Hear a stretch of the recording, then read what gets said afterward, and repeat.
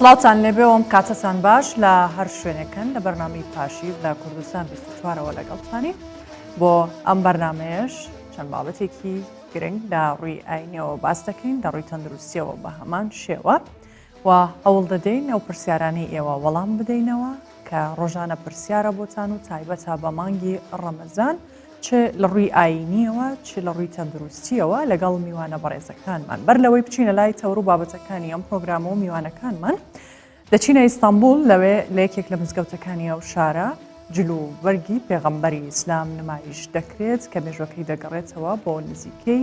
1611 ساڵ لەمەوبەر کە لەو مزگەوتە پارێزراوە بۆ مەبەستەش ڕۆژانە بە هەزاران کەس لە شاری ئیستانبول سەردانی ئەو مزگەوتە دەکەن بۆ بینینی جل و وەرگەکە پێکەوە زانیاری زیاتر وەردەگرێت.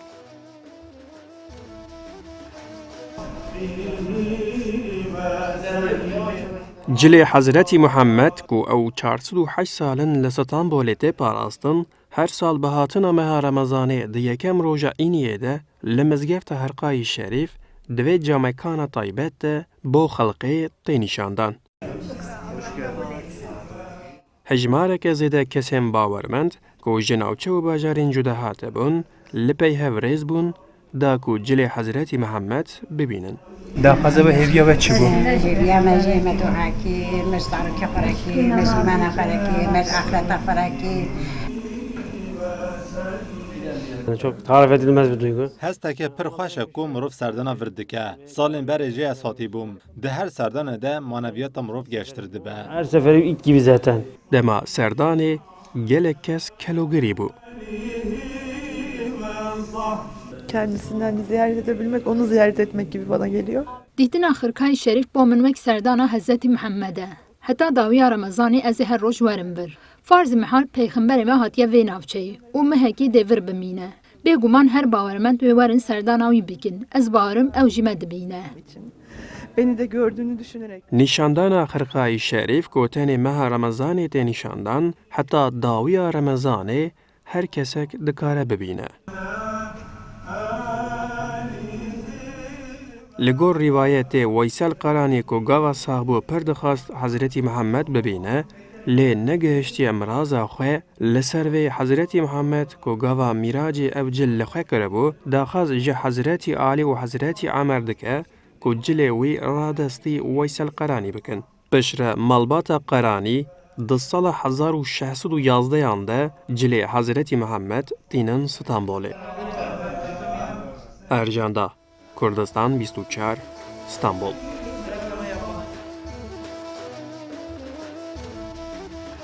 لەگەڵتان بەردەوامین و چینە تەوەری یەکەمی پاشیو کە بابەتێکی ئاینیە باس لە ڕەفتاری ڕۆژوان لەگەڵ دەوروبەری لە مانگی ڕەمەزان دەکەین. زۆر جارەوە لە کۆمەڵگەی ئێمە باس دەکرێت کە کەسی بە ڕۆژوو ڕەفتاری ئەگۆڕێ مامەڵەی لەگەڵ دەوروبەری ئەگۆڕێ هەندێک بە چاکە هەندێکی دیکەش بە پێچەوانەوە بۆ پێی کە ڕۆژوو و نەخواردن کاریگەری لەسەر لایەنی دەرونی و جەستەی ئەو کەسە دروستەکە ڕەنگە هەندێک جار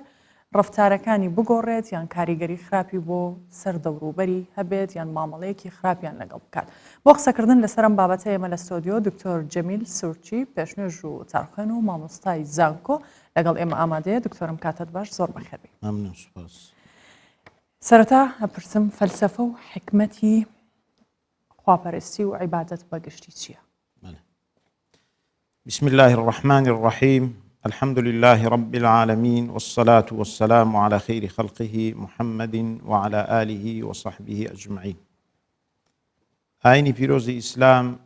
فەلسەفەی زۆر گەورەی هەیە لە دانانی پەرستش و عیبادەتەکانی و گەورەترین فەلسەفەش لە عیبادەت بەدیهێنانی ئەخلاق و ڕەوشتی بەرزە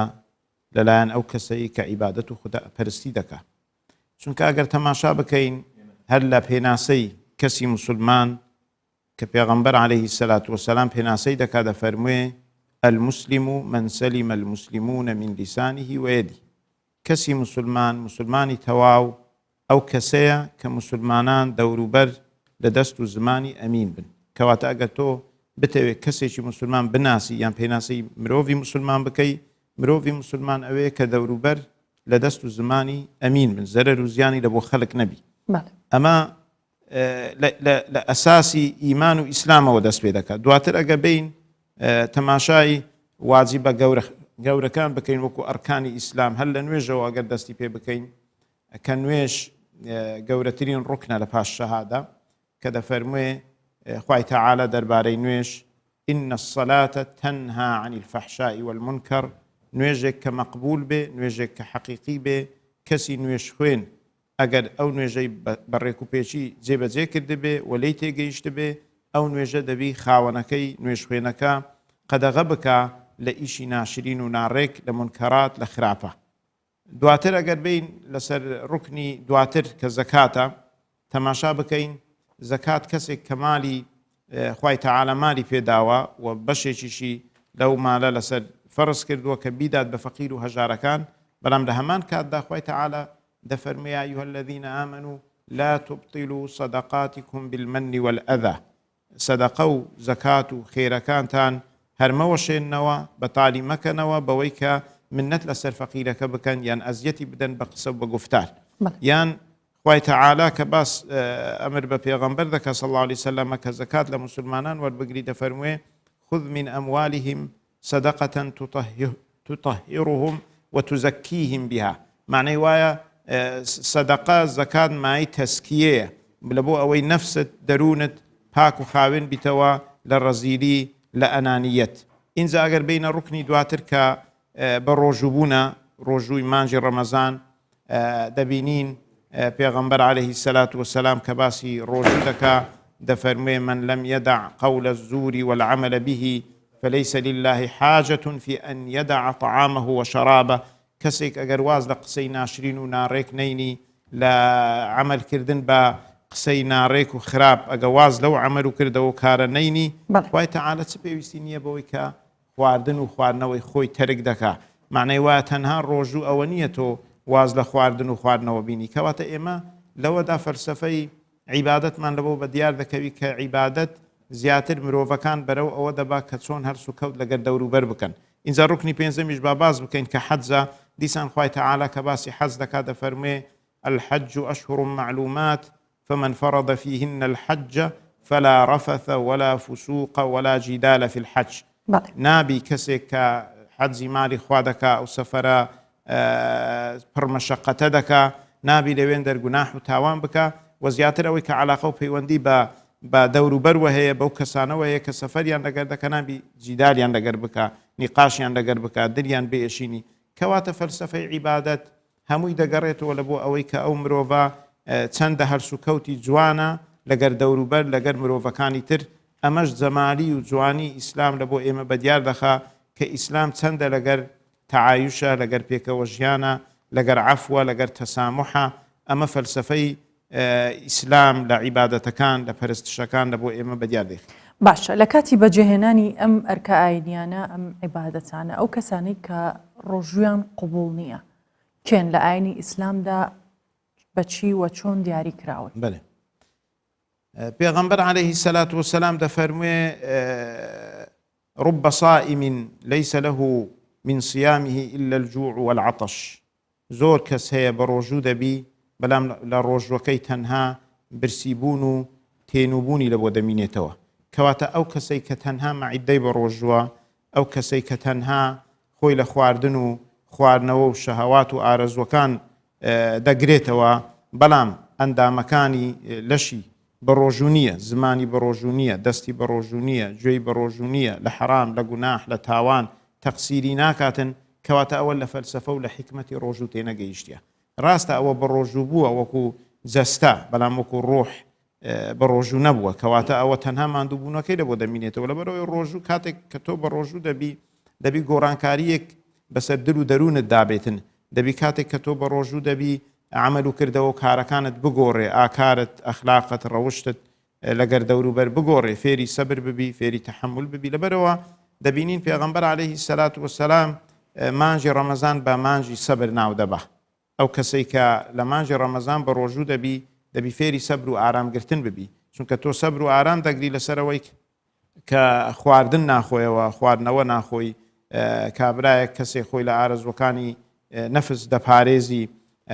ینی ئارام دەگری لەسەرەوەی کە ئەو عیبادەتە بەجێ بگەێنی لە کاتێکی دیاری کراو کە لە ئەگەر نوێژی بەیانیتان ئەو کەسە نوێژی مەغریب نەیتوانی ڕەفتاری خۆی بگۆڕێت ڕۆژوو عیبادەتی قبوڵە ئێمە زانایان لێرەدا باسی ئەوە دەکەن کە چۆن مەسەلەن عیبادەت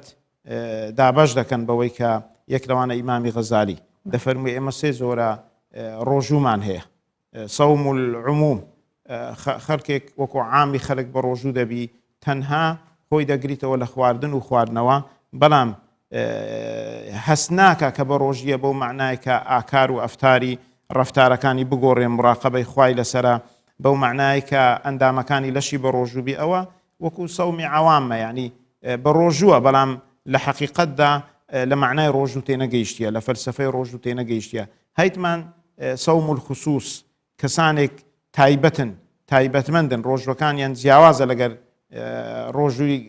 خەلکی بە شێوەشی گشتی ئەندامەکانی لەشیشیان بە ڕۆژووە دەستیان بە ڕۆژووە لاقیان بە ڕۆژووە زمانیان بە ڕۆژوە گوێسکیان بە ڕۆژوە بمانە هەموو ئەو شتانی خۆیان دەپارێزن لە حەرام لە تاوان لە گوناه هەیتمان سەوم و خصوصی الخصوص زۆر بە ورتر لە معنای ڕۆژوو تێدەگەن حتا دل و دەرونیشیان بە ڕۆژیە ینی دل و دەرونیشیان لەوەی کە شتێک مخالفەیە لێ ناگەڕێن بێتە ناو دل و دەرونیان اینجا ئێمە کە باز بکەین وەکو ڕۆژوو وەکو واجب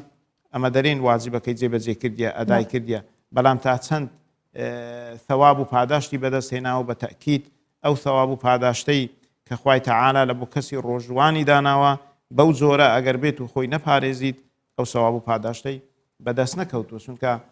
پێغەمبەر عەلەیهی سەلات وسەلام وەکو حەدیسەکەی پێشتر باسمان کرد فەرمووی من لم يدع قول الزور والعمل به فليس لله حاجة في أن يدع طعامه وشرابه کەسێک کە تەنها خۆی لە خواردن و خواردنەوە مەنع دەکا خۆی لە هیچ گوناح و تاوانێکی تر مەنع ناکە خوات پێویستی بەوەش نییە خواردن و خواردنەوەکەی خۆی لێ قەدەغە بکە کەواتە ئەو کەسێک کە بە ڕۆژووە دەبی بە شێوازێک بە ڕۆژووبی لە فەلسفەی ڕۆژوو لە حکمەتی ڕۆژوو لە مەقاسیدی ڕۆژوو تێبگاتن وەکو پێغەمبەر عەلەیهی سەلات وسەلام کاتێک باز دەکات دەفەرمووی ئەو کەسێک کە بە ڕۆژووە دەبی بە شێوازێکی وابی فإن صابه أحد أو شاتمه فليقل إني امرؤ صائم بگاتە ئەو دەرەجەی ئەگەر کەسانێک جوێنی پێ بدەن ڕێگای لێ بگرن بیانەوێت تووشی گوناح و تاوانی بکەن با لە دڵی خۆیدا برێ من کەسێکم بە ڕۆژووم یان حتا دەتوانی تەسریح بکە سەراحەتەن پێی برێ من بە ڕۆژوومە لە بۆ ئەوەی کە لەو گوناحە پارێزراوە سەی زیاتر لەسەرم بابەتاکەینە چینە لای پامنێرمان هێمن حوسێن لە هەولێر لەگەڵمانە شەوانی مانگی ڕەمەزان و بە تایبەت لەگەڵ بابڵین گەرمبوونی بازار چ بە خواردن جلوبەرە کە خەڵک زیاتر لەم شەوانە سەردانی دەرەوە بازارەکانەکات بزانین چەندە چاودێری بازار و بارودۆخی بازارەکرێت هێمن ئەم کاتت باش پێمان بڵێ بازار و بارودۆخی ئەمنی بە تایبەتی چۆنە و خەڵک چەندە دەتوانن لە کەشێکی ئارامدا بازاری خۆیان بکەن چوونە دەرەوەی خۆیان بکەن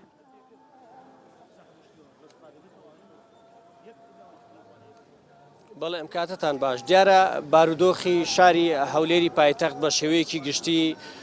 زۆر جێگەی قسە و باسە هەمیشە لە ناوەندەکانی دەرەوە و لە ئاسی عێراقیش زۆر بە نمونەی شارێکی ئارام و ئاوەدان دەهێنرێتەوە ئەم شەویش کە ئێستا ئێمە لە ناوەندی بازاری هەولێراین بە دیاریکراوی لە بەردەم چایخانەی مەچکۆکە وەکو شوێنێکی دێرین و مێژووی قەڵای هەولێر لە پشتەوەمان نیش دیارە ئەبینین لێرە بەتایبەت لە شەوانی ڕەمەزاندا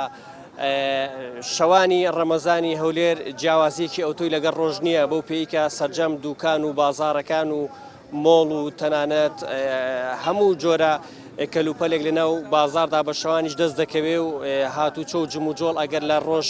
قەرباڵغتر نێبێ کەمتریش نییە ئەمە ژوای کردووە کە ئەرکی هێزە ئەمنیەکان ئەرکی قایم قامیەت ئەرکی لیژنەکانی قایم قامیەت شارەوانی سەرجەم پۆلیسی فریاکەوتن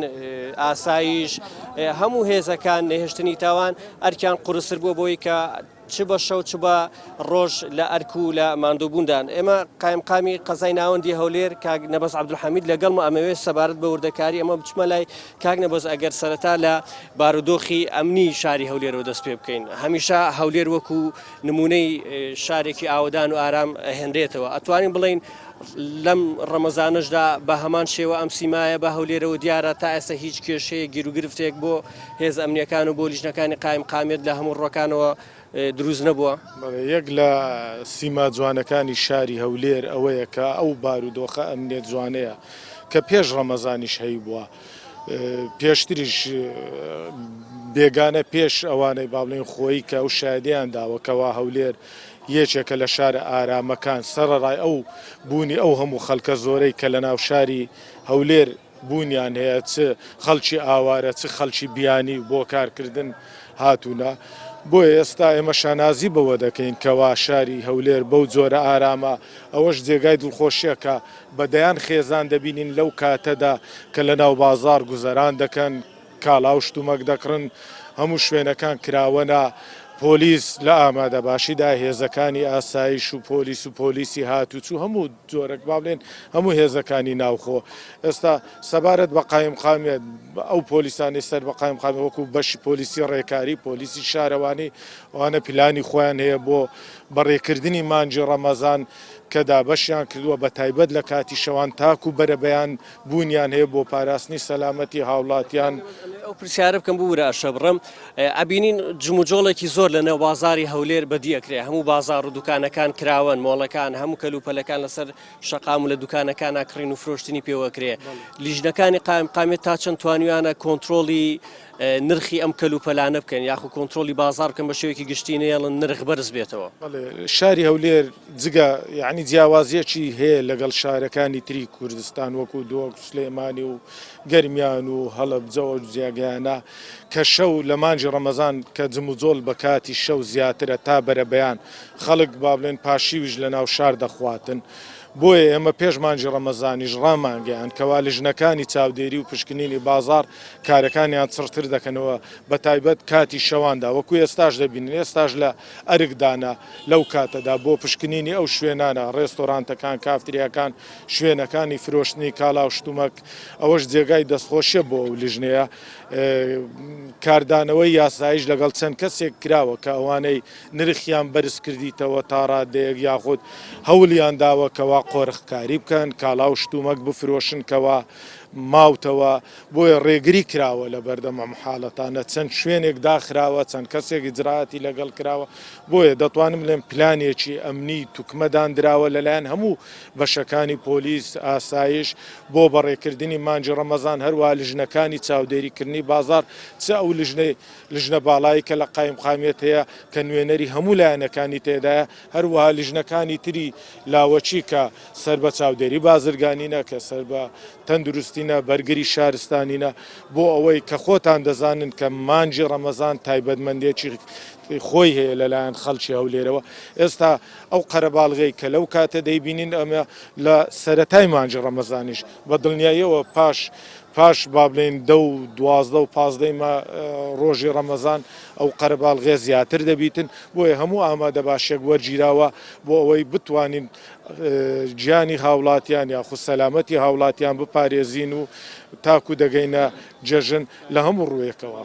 باسی قەرەباڵغت کردی ئەچەش ئەیبینین جموجۆڵێکی زۆری ئۆتۆمبیل و پیادەش لەم شوێنە کە لێ ڕاوەستاین بەدیەکرێکە بەردەم قەڵای هەولێرە باز لەوە کرا کە ئەم شەقامی ناو بازار و قەڵای هەولێر و جادەی باتا شەقامی باتا قەتع بکرێت ئۆتۆمبیل هاتو چۆ نەکادواتە ئەمە بووە بڕیاریە جارێ هەر دیراسە ئەکرێت. بڵێ طبعا ئێمە ئەوەی بوویتە بڕیار تەنها ڕۆژانی پێنجشەممە شەوانی پێنجشەممە لەسەر هەینی لە کاژمێر 3 تاکو 12 شەو ئەو شەقامە دەگیرێ لەبەر ئەوەی لە ڕۆژی هەینی ڕۆژێکە پشووە خەڵک زیاتر و لە بازار دەکاتن خەڵک با زیاتر کە بە پێهاموشۆ دەکاتن بۆەوەی اختیناق دروست نەبیتنەوە بوویتە بڕیار بەڵام دیراست دەکرێتن ڕۆژانی تریژ ئەو شەقامە بگرین لەو چوارڕیانی نیشتیمان ئێمە شەقامەکە دەگرین ئەوەی کە بڕیارە ڕۆژانی پێنجشەممە لە شەوانی پێنجشەممە لە سەرهێنی لە کاژمێر 3 پاژنی وەڕۆوە ڕێگایەکە با بڵێن دەگیرێتن بەڵام ئەگەر بە پێویستمان زانی ئەگەر قەرەباڵغێکە زیاتری کرەوە ڕۆژانی تریش ئەو ڕێگایە دەگرین ئەوەش بۆ ئەوەیە کە هاوڵاتی زیاتر ڕوو لە بازار بکاتن زیاتر بتوانی کە پێداویستەکانی خۆی دابین بکاتن. پرسیاریش ئەو پرسیارە بکەم بە کورتیە گەر وەڵام دەیتەوە لیژنەکانی قایمقامێت لەم ماوەی ڕابردوو ئەم چەند ڕۆژەی ڕابردووی مانگی ڕەمەزان کار و چالاکیەکانیان تا چەند توانوێتی کۆنتترۆلی بازار بکە بە تایبەت ئەوەی کە باز لەوە دەکرێت هەندێک بازرگان هەندێک ئەم وەزعە ئەقۆزنەوە لە مانگی ڕەمەزاندا کە نرخی کاڵاکان بەرزکەنەوەەوە کەلوپەلی ڕەنگە ماوە بەسەر چش بخەنە بازارەوە تا چەند توانیوتانە بەسەر ئەم حاڵەتانەدا کۆنتترۆلی بازار بکەن و چیش کراوە ئاجراتەکان چین بەڵێ لیژنەکانی قایمێت پێش مانجی ڕەمەزانیش لە کارەکانیان بەردەوامبوون بەڵام ئێمە لە ڕۆژی 5 کە ڕۆژێک پێش مانجی ڕەمەزان بوو لەگەڵ ئەنجومەنی پارێزگای هەولێر کۆبوونەوە یەکمان ئەنجامدا بۆمان ڕوونکردنەوە کاوە ئامادە باشیەکانمان چییە بۆ پێشوازیکردن لە مانجی ڕەمەزان ئێمە هەر لەو ڕۆژ هەڵمەتێکی بەرفرەوانمان ئەنجامدا لە ناو شاری هەولێر ئەوە بوو کەوە 3 شوێنی گۆشتفرۆش کە نرخەکانیان زیاتر بوو لە شوێنەکانی تر داخران هەروەها 2 کارگەی ئاردیش کە ئاردیان بەرهەم دەهێنرا ئەوانیش داخراون ئێستاوا لە ژێر لێکۆڵینەوە و کاردانەوەی یاسایان لەگەڵ دەکرێت بەڵام دەمەوێت ئەوە ڕۆمکەمەوە بۆ هاوڵاتیان کە لە 4 مانجی ڕابردوو کار و چالاکیەکانی قایمقامیە لیژنەکانی قایمقامیەدەوە بووە زیاتر لە 53 تۆن کاڵا و مەوادی ماوە بەسەرچوو لە ناو شاری هەولێر و دەوروبەری شاری هەولێر دەستی بەسەرداگیراوە بە پێی ڕێنماییەکانی شارەوانی و ژینگە پارێزی لە ناو بردراوە بە بڕیاری لیژنە هەروەها کۆی ئەو پارەی کە ئەو کەسانە کە پێبژاردنیان بۆ کراوە 116 ملیۆن دینار بوو ئەوەش ئەوە دەگەینێتن کەەوە کارێکی باش ئەنجام درراوە لەبەرەوەی لە 4 مانگ ئەو مەبلغە کە خەڵک پێی سزا درراوە ئەوە دەگەینی کە لیژنەکان چاودێریەکانیان زۆر باش بووە هیوادارین باشتریش بیتن داوا لە هاوڵاتیانیش دەکەین کەوا پەیوەندیمان پێوە بکەن شاری هەولێر تایبەتمەندیە گەورەترە لە هەموو شارەکانی کوردستان پایتەختی کوردستانە لیژنەکان احتیمالە وەکو پێویست نەتوانن زاڵ بن بەسەر هەموو شوێنەکاندا بەڵام لە هەر جێگایك لە هەر شوێنێک تێبینی ئەوە کراکەوە سەرپێچیە یاخود مەوادی ماوە بەسەرچووە بە زووترین کات بە پەیوەندی بە لیژنەکانی قایمقامیەت و بە قایمقامیەتەوە بکەن. خۆش بێ زۆر سپاس ماندوو نەبن دەستان خۆش بێ بەڵێ سارا دیارە ئەوەی کە گوێبیسی بوون هەموو ئەو وردەکاری و کار و چالاکیانە بوو کە لەسەر بارودۆخی ئەمنی شاری هەولێر وە کۆنتترۆلکردنی نرخی کەلوپەلی بازار لە شاری هەولێر هەروەها باسی ئەوەش کرد کە هاوڵاتیان ئەتوانن هەج حاڵەتێکی نایاسایی و نەئاساییان بینی لە گرانبوونی نرخ لە کەلوپەلی ماوە بەسەرچوو لە هەر حاڵەتێکی نایاسایی دەتوانن هێزە ئەمنیەکانیان خۆ لیژنەکانی قایمقامیەت ئاگادار بکەن و پەیوەندیان پێ بکەن ئەمان بە زووترین کات ئیجرئاتیان لەگەڵاکەن وەکو ئاماژەشی پێدا لە ماوەی 4 مانگی ڕابردوو بە خەمڵاندنی نزیکەی 116 ملیۆن دینار غەرامەی سەرپێچی کارانیان کردووە. هێمن حوسێن لە هەولێر لەگەڵمان بووی سوپاس. مامۆستا جارێکی تر دەگەڕێمەوە لای تۆ لەو پرسیارەوە دەست پێ بکەم ئەوەی بینیمان ناو بازار هەرچەندە قایمقامی هەولێر ئاماژەی بۆ کرد کە توانراوە کۆنتترۆلی بازار بکرێت بەڵام لەبەرەوەی کە ساڵانە ئەم دیاردێ هەیە فرۆشیاران بەشێکیان هەوڵێن کە نرخ لە بازار بەرز بکەنەوە یان کاڵاکانیان هەڵەگرن و لەو کاتی خەڵک داواکاری زۆر لەسرە ئەیفرۆشن. ئەمە لە ڕووی ئاینەوە چۆن باسی لێوە کراوە؟ بەێ ئەمە خۆی بەڕاستی بەشێکە لە بابەتی فەلسفەی گوتمان عیبادەت لە ئیسلامدا کە چەندە علاقە و پەیوەندی بە ئەخلاق و ڕەوشی بەرزەوەیە چۆن پێغەمبەر عەلەیهی سەلات وسەلام دەفەرمێ من غەشە فەلەیسە میننا کەسێک ئەگەر غەش بکە خیانەت بکە لە کالا لە فرۆشتن ئەگەر ئیکسپایرە ئەگەر غەشی تێدا دەکە خراپەکەی بە چاک دەفرۆشێ بە هەر شێوازێک غەش بکە ئەوە لە ئێمە نییە مانای وەکو ئەوەی وایە کە برێ ئەوە لە نێو مسلمانان نەفی بکە کە ئەنەو مسلمانێکی تەواو نییە لەبەرەوەی غەش دەکە ئینجا کەسێک کە نوێژ بکە کەسێک کە ڕۆژوو بگرێ کەسێک کە حەجی ماڵی خوا بکە غەشیش بکە ئەوە وەکو پێغەمبەر عەلەیهی سەلات وسەلام فەرمووی من غەشە فەلەیسە منی یان لە من دوورە ئەو کەسێک کە غەش دەکات ئینجا خوای تەعالا لە 2 سوورەت بە وەیل دەست پێ دەکە وەیل یعنی هەلاکەت دەفەرمێ لە یەکەمیان کە دەفەرمووی وەیل للمطففین الذين إذا اكتالوا على الناس يستوفون وإذا كالوهم أو وزنوهم يخسرون باسی ئەو کەسانە دەکات کە لە کڕین و فرۆشتن لە کێشان و لە پیوان غەش و خیانەت دەکەن یعنی کاتێک کە شتێک دەفرۆشن بە وەزنێکی هەرزان وەزنەکەی سووک دەکەن لە بۆ ئەوەی کە غەش بکەن کاتێک کە دەیکڕن بە گران دایدەن یان بە هەر شێوازێک وەیل و هەلاکەت لە بۆ ئەو کەسانە مانای ئەو کەسێک کە ماڵ و سەروەت و سامانی خەڵک دەخواتن بە غەش و خیانەت. ئەوەی دووەم دەفەرمی وەیل لكل همزة لمزة وەیل و هەلاکەت لە بۆ کەسانێک کە غەیبەتی خەڵک دەکەن کە لە کەداریان دەکەن کە شخصیەتیان سمعیان لە کەدار دەکەن تەشهیریان پێ دەکەن بمعنى ئەگەر معنەویان کەسێکی ئەزیەت بدەی خوای تەعالە دەفەرمی وەیل و هەلاکەت لە بۆ ئەو کەسە ئەگەر مان و سەروەت و سامانیشی بخۆی ئەوە خوای تەعالە وەیل و هەلاکەتی لە بۆ ئەو کەسە داناوە. لەبەرەوە بەڕاستی ئەم جۆرە شتانە ڕاستە ئیسلام داوا دەکە کە ئینسان تاجیر ئەو کەسێک کە تیجارەت دەکا کڕین و فرۆشتن دەکا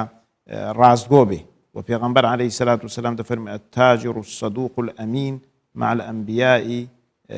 والصديقين ئەو کەسەی تاجیرە کەسابەتێکی حەلال دەکا ڕاستگۆیە لەگەر خەڵک حەشری لەگەر پێغەمبەرانە لەگەر پیا و چاکانە. بەڵام لە هەمان کاتدا پێغەمبەر عەلەیهی سەلات وسەلام تەشجیع دەکا کە دائیمەن ئینسان بیەوێ هەرزانی بخاتە بازار کە دەفەرمێ الجالب مەرزوق ئەو کەسەی شت دینی و نایشاریتەوە لە بازار عەرزی دەکا لە بۆ ئەوەی زۆر بی هەرزان بی خوای تەعالە بەرەکەت دەخاتە ناو ڕزقی دائیمەن مەرزوقە بە ئەوەش تەواوکەم والمحتەکر خاطی بەڵام کەسێک شتەکان بشاریتەوە دای بنێ هەر ئینتیزاری ئەوەی بکە نرخی گران بکە ئەوە گوناح و تاوان دەکە تاوان بارە لەلایەن خوای تەعالە. بەڵام ئەم شتانە بەڕاستی تەنها بە وەعز و نەسیحەت ئەمانە مەنع ناکرێ ئیلا دەبی هێز و قووەتێک هەبیتن لە بۆ ئەوەی کە ئەو زۆرە شتانە مەنع بکە لەو کەسانی کە نەفسیان نزمە دەیانەوێت مانجی ڕەمەزان کە مانجی سەخاوەتە مانجی خێرە مانجی سەدەقەیە مانجی ئەوەیە کە ئینسان هەرزانی بخاتە ناو بازار ناو مسلمانان ئەو مانجی ڕەمەزان ئەو مانگە گەورەی بقۆزیتەوە لە بۆ ئەوەی گرانی دروست بکە بەڕاستی ئەمە کەسێکی تاوانبارە. بەێ باشە هەر لە چوارچێوەی ڕەفتاری ئەو کەسانە لەگەڵ دەوروبەر پێویستە لە مانگی ڕەمەزان بەتایبەت مسلمانان ڕۆژوانان ڕەفتاریان لەگەڵ دەوروبەریان چۆ بێت. بەێ خۆی ئەمە بەشێکە لەو ڕەفتارە کە ئەمە دەرێن کەسێکی ڕازبی لەگەر دەوروبەر ئینجا سیفەتی عەفوی هەبی سیفەتی تەسامحی هەبی چونکە کەسێک کە بە ڕۆژووە بەڕاستی لەوانەیە لە ناحیەی دەرونی زۆر زەختی لەسەربی کەسێکە لەوانەیە لە حالەتی برسیبوون زوو هەر بچێ زوو تووڕە ببێ هەر لەبەرەوەشە پێغەمبەر عەلەیهی سەلات وسەلام دائیمەن کەسی ڕۆژوان وا نەسیحەت دەکا کە زیاتر کۆنتڕۆلی نەفسی خۆی بکە لەبەرەوەی چونکە دەفەرمێ فإن صابه أحد أو قاتله فليقل إني صائم دائما با فکری لەسەرەوە بیکە ئەو کەسێکی بە ڕۆژووە کەواتە ئەگەر کەسێک بیەوێ تووشی غەڵەتێکی بکە با ئەو سیفەتی عەفوی هەبی سیفەتی تەسامح و لێبردنی هەبی اینجا ئەو کەسە با فێری ڕازگۆیی بی چۆن ئەگەر تۆ کەسێکی ڕازگۆی لەگەر خوا کەس نازانێ ئەگەرە تو خواردن بخۆی خواردنەوە بخۆیەوە تەنها خوای تەعالە دەزانی بەڵام ئەتو لەبەرەوەی کەسێکی ڕازگۆی لە عیبادەتەکە ڕۆژەکە دەگەینە سەر نەخواردن دەخۆی نەخواردنەوە دەخۆی لەبەرەوەی دەزانی خوای تەعالە ئاگاداری تووە کەواتە بە هەمان شێواز ڕازگۆش بە لەگەر خەڵک چۆن دەرەی لە ڕۆژوو تۆ فێری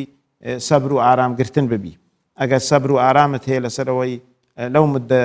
لەو مدەی کە لە بۆ دیاری کراوە خواردن و خواردنەوە نەخۆی بە هەمان شێواز سەبر و ئارامیشت هەبی لەگەر لە تەعامل لەگەر خەڵک لەبەرەوە هەموو ئەو معاملە و هەرسوکەوتەی کە لەگەر خەڵک دەکرێ ئەوەندە ئیسلام تەکیدی لەسەر دەکاتە حتا زانایان دەفەرمونون الدین و المعاملە دین بریتیە لە هەرسوکەوت لەگەر خەڵک هەر کەسێک هەرسوکەوتی جوان بێ لەگەرەوەی کە ملتەزیمیش بێ بە عیبادات ئەو کەسە زیاتر زۆرتر لە ئیسلام تێگەیشتووە و زیاتر ئیسلامی تەطبیق کردووە. بەڵێ مامۆستا دوا پرسیارم مانگی ڕەمەزان چ کاریگەریەکی هەیە یان چۆن ئەم مانگە بکرێتە دەرفەتێک بۆی مسلمانان خێر و چاکەکانیان لەگەڵ خۆیان و دەوروبەریشیان زیاد بکەن. بەڕاستی مانگی ڕەمەزان دەرفەتێکە لە بۆ ئەوەی کەسی مسلمان زیاتر لە ڕێگای خێر و سەدەقە و چاکەکردن لەگەر خەڵک لە خوا نزیک ببیتەوە. ئیبن عەباس ڕەزای خوایان لێبی کە باسی پێغەمبەر دەکا صلی الله علیه وسلم دەفەرمێ کانە ئەجوەد الناس پێغەمبەر عەلەیهی سەلات وسەلام جود و سەخاوەتی لە هەموو خەڵک زیاتر بوو بەڵام زیاتر لە مانجی ڕەمەزان جود و سەخاوەتی هەبوو چونکە مانجی ڕەمەزان دەبی زیاتر وات لێ بکات تۆ فێری جود و سەخاوەت بی چۆن ئێمە باسی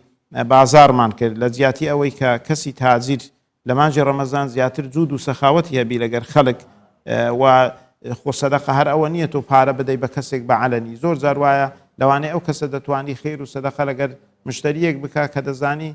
باری دارایی خراپە دەتوانی لە سعرەکە داشکانی لە بۆ بکە بەبێ ئەوەی کە پێی برێ ئەوە سەدەقەیە ئەمە وەکو سەدەقەی سڕیە سەدەقەیەکە کە بەنهێنی دەیکا کاتێک داشکانی لە بۆ دەکا بە نرخێکی هەرزان پێی دەفرۆشی ئەمە سەدەقەیەکە و خێرێکە چاکەیەکە لەگەر ئەو مشتریە لەگەر ئەو فەقیر و هەژارە کردیتی لەبەرەوە پێغەمبەر عەلەیهی سەلات وسەلام دائیمەن هانمان دەدا و لە ناحیە کۆمەلایەتی چاومان لە فەقیر و هەژارەکان بی حتا پێغەمبەر عەلەیهی سەلات وسەلام دەفەرمێ ما آمن بي من بات شبعان وجاره جائع وهو يعلم ئەو کەسە ئیمانی تەواوی بە من نییە کە بەخۆی تێرە بەڵام جیرانەکەی برسیە بەخۆش دەزانی دەستی یارمەتی لە بۆ درێژ ناکە لەبەرەوەی مانجی ڕەمەزان زیاتر مانجی ئەوەیە دەستی یارمەتی لە بۆ فەقیر و هەژارەکان درێژ بکرێ بە خێر بە سەدەقە بە زەکات. دکتۆر جەمیل سورچی پێشنەژ و تارخوێن مامۆستای زانکۆ سپاس بۆ ئامادەبوونت دەستخۆش. چالاکی ئاینیەکان لە شەوانی مانگی ڕەمەزان زیاد دەبن لە دهۆک بە تایبەت شەوان بەو چالاکی ئاینیانە بەڕێ ئەکرێت و ستۆدیۆی کراوەی کوردستان 24 لە دهۆک هەیە هاوکارمان مەسعود محەممەد ڕاستەخۆ لێەوە لەگەڵمانە بێ و لەگەڵ ئێوەش بەردەوامە بێت مەسعودەم کاتت باش پێمان بڵێ ئەو چالاکیانەی کە لە دهۆکەن چین و تۆ ئێستا میوانی تایبەتت لەگەڵە فەرموو.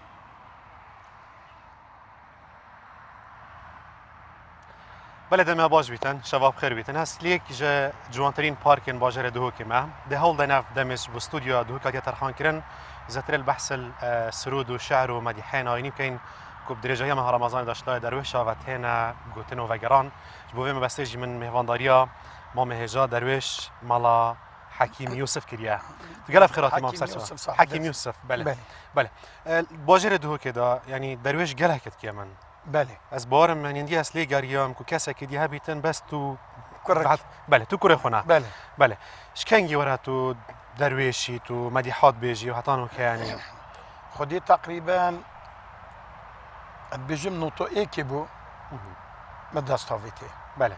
دست هاویت نو یعنی چه هات یعنی برینگ مالباتا من دست پی نکره بس وقتی از بچه بچیک بوم درویش هاتن بله سالت هفته و هفته هاتن نکمه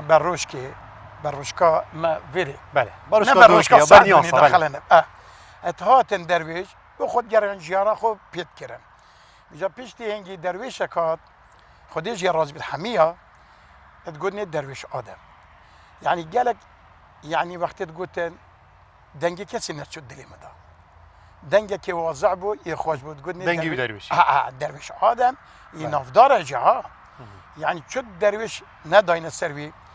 بو پیوت وی بو گوتناوی بو دنگی وی طبقت وی ابد شینگی ورات دا صاوتیه آره والله باشه همشین گهداریا سرودکی که یعنی مدیحانه چد بجنب کردی ناوی درست کردی بجا خلکی ما قالك سرودن شعرا مديحانه سرود يعني بعربي بله ويتما مثلا دي بيجن مديحه شعر مديحه يعني فاد نوفايل هي بله هم گهداریا پارچت بچیک که امکانه مچ پیشکش کجل دست چه حوت وید دی پیشکش به آزادی کرم کرد همام دي طلع البدر دست بيكي بله يلا قبر بلا يلا عالم جي كيف هون بيتيت بله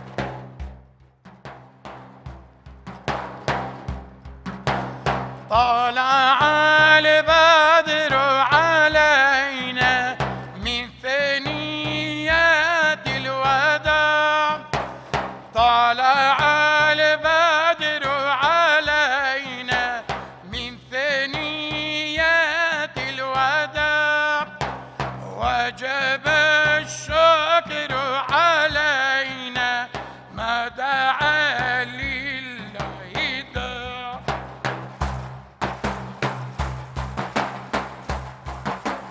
أيها المبعوث فينا جئت يا بالأمر المطاع جئت يا شرفت المدين مرحبا يا غير داع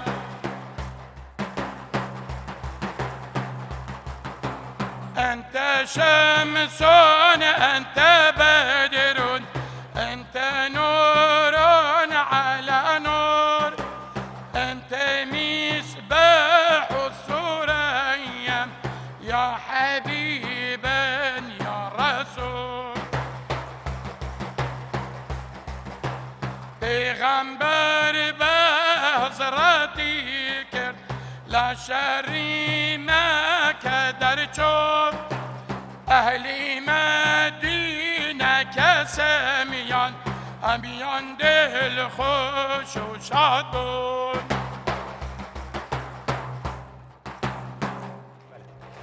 خازم منی وی بپرسم ماه رمضان دا کار هوا چیه هیچ کن هیچ چند قصد جهاد کن یعنی کار درویش چیه طيبتي ماه رمضان پیروز دا ماه رمضان دا والله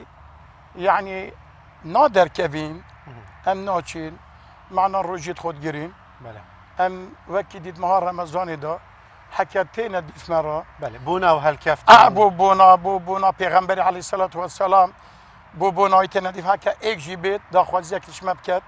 ام چين بله بو حيوان رمضان يعني او درویش برینگه نمایه بگرن ناف باجه را و نه دادا كم ما يعني كم كتاكا كم هكا هبجي يعني كم كتاك الزاخو اك ما بد اوجي بله 100% النظام كما يا كراكي خوش تفكير كريا و شينغيرتا طبعا بله بخو اوجي بتشيكي بس هيكله بتشكي بله نوزاده يلا باشا اف شعرت تبيجي شعرت كينا باش كيف هاتينا تبخد شيت كيتا خدي من دو تشيكر بون هيك فبرين كابو وقت موجود وهندك تا احمد نالبندينا ابو تجبر درفي برنامج قوتي وهندك دي جي افيت الدرويش ادمينا بله افا يتوانن از خازم تو پارچه که شوی بیجی و تبخود شکری بس بلا کرد بیتن بلا کرد بله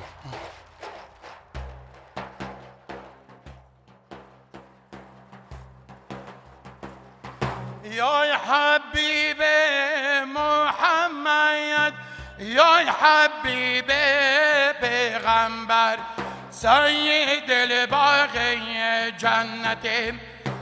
إمام الحي أكرم عيني رسول الله نور العين سهل والروضة محمد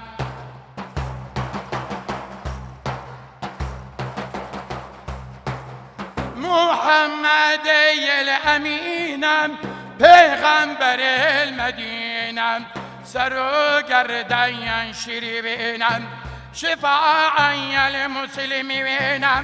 شفاعا للمسلمين سهل والروضة محمد محمدي الأمين پیغمبر المدينة سرو گردن شريبين شفاعا للمسلمين شفاعا للمسلمين يا سهل والروضة محمد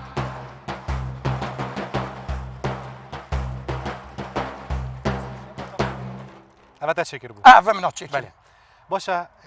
ماه رمضان دانی تو ببینی هم در بازی حتی پار سال چلی هاوی نجیبون بله تگو سالانو تو یکی ورا تو وی کار درویشی و گوتن آمدی حال بله. شعر تا اینید کی بله رمضان نو که چه جداهید گل سالن در باز بوی هبود عمرت دا عمري مدى يعني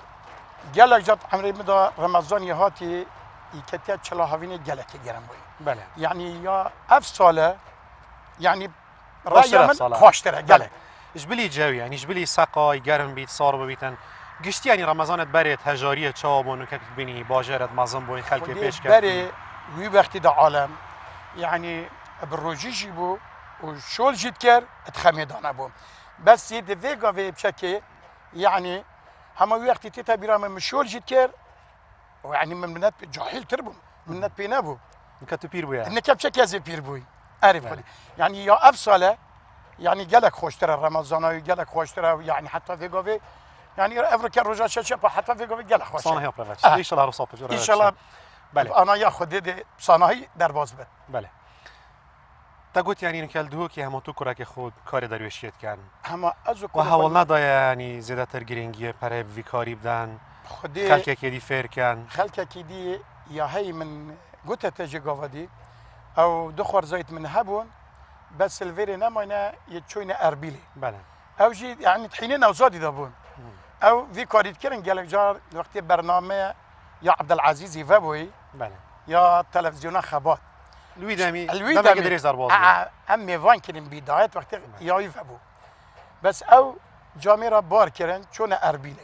اما از کوری خو یماین الفیره چه شعرها گلک یا بربلا فهد ناف درویش داشت بری ناف طلع درویش. البدر علینا ما گلک گله بوی بله. استکی دی اوی گلک خلک منطقه ما کیفان پیتی وقت زنبیل فروشه بله زنبیل فروش بچه گهداری بله مثلا وکی تا گویی برنامه کیمه بله مثلا اگه کرد حسن بیجی لباشه قلاجی بیتن مثلا گلک عالم کیفان پیتی او حسن قلا چیروکا که دیرو دریجه هیز باوره عارف خودی منت بله. راستید بید مثلا حسن قلا چه مثلا حسن قلایی يعني اول نت وقتی مدابو تو وقتی با پیرمرد گوتن اول تو وقتی سر شرع انگلیزی دا یهاتی وکی بوری قربو ما وکی مثلا یوسف پیغمبر علیه السلام همشه بجین داستانت کردی بون او دجمنت کردا بله، هرشی بله. و کردستانت کرد بله بله بله برگیری هاتا کرد گلک شیطان ندان آها بله چرا که آنها دریجه برنامه دریجه کرده از بیش همچه متن. گهداری زنبیل فروشی بله کرد سر چاوه زنبیل فروش بله از بیشم قبریویل نزیکی زاخویا خودی اب خو ترکات بیجن یل دفمه بله و هندی منطقه ما بیجن نه اول رکاباتی فی اول زنبیل فروش بله بیجا هر یک یا خود همچه بیجن گهداری ها بله چرا کاری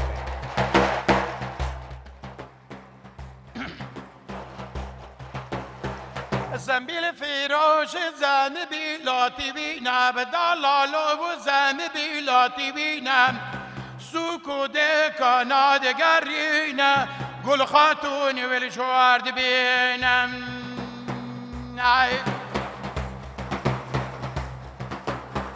الروح ديتشا وقالب دمينا بخدامي بخلدي ماشينا ربنا لو كي درويشة كرم كي توار بيشم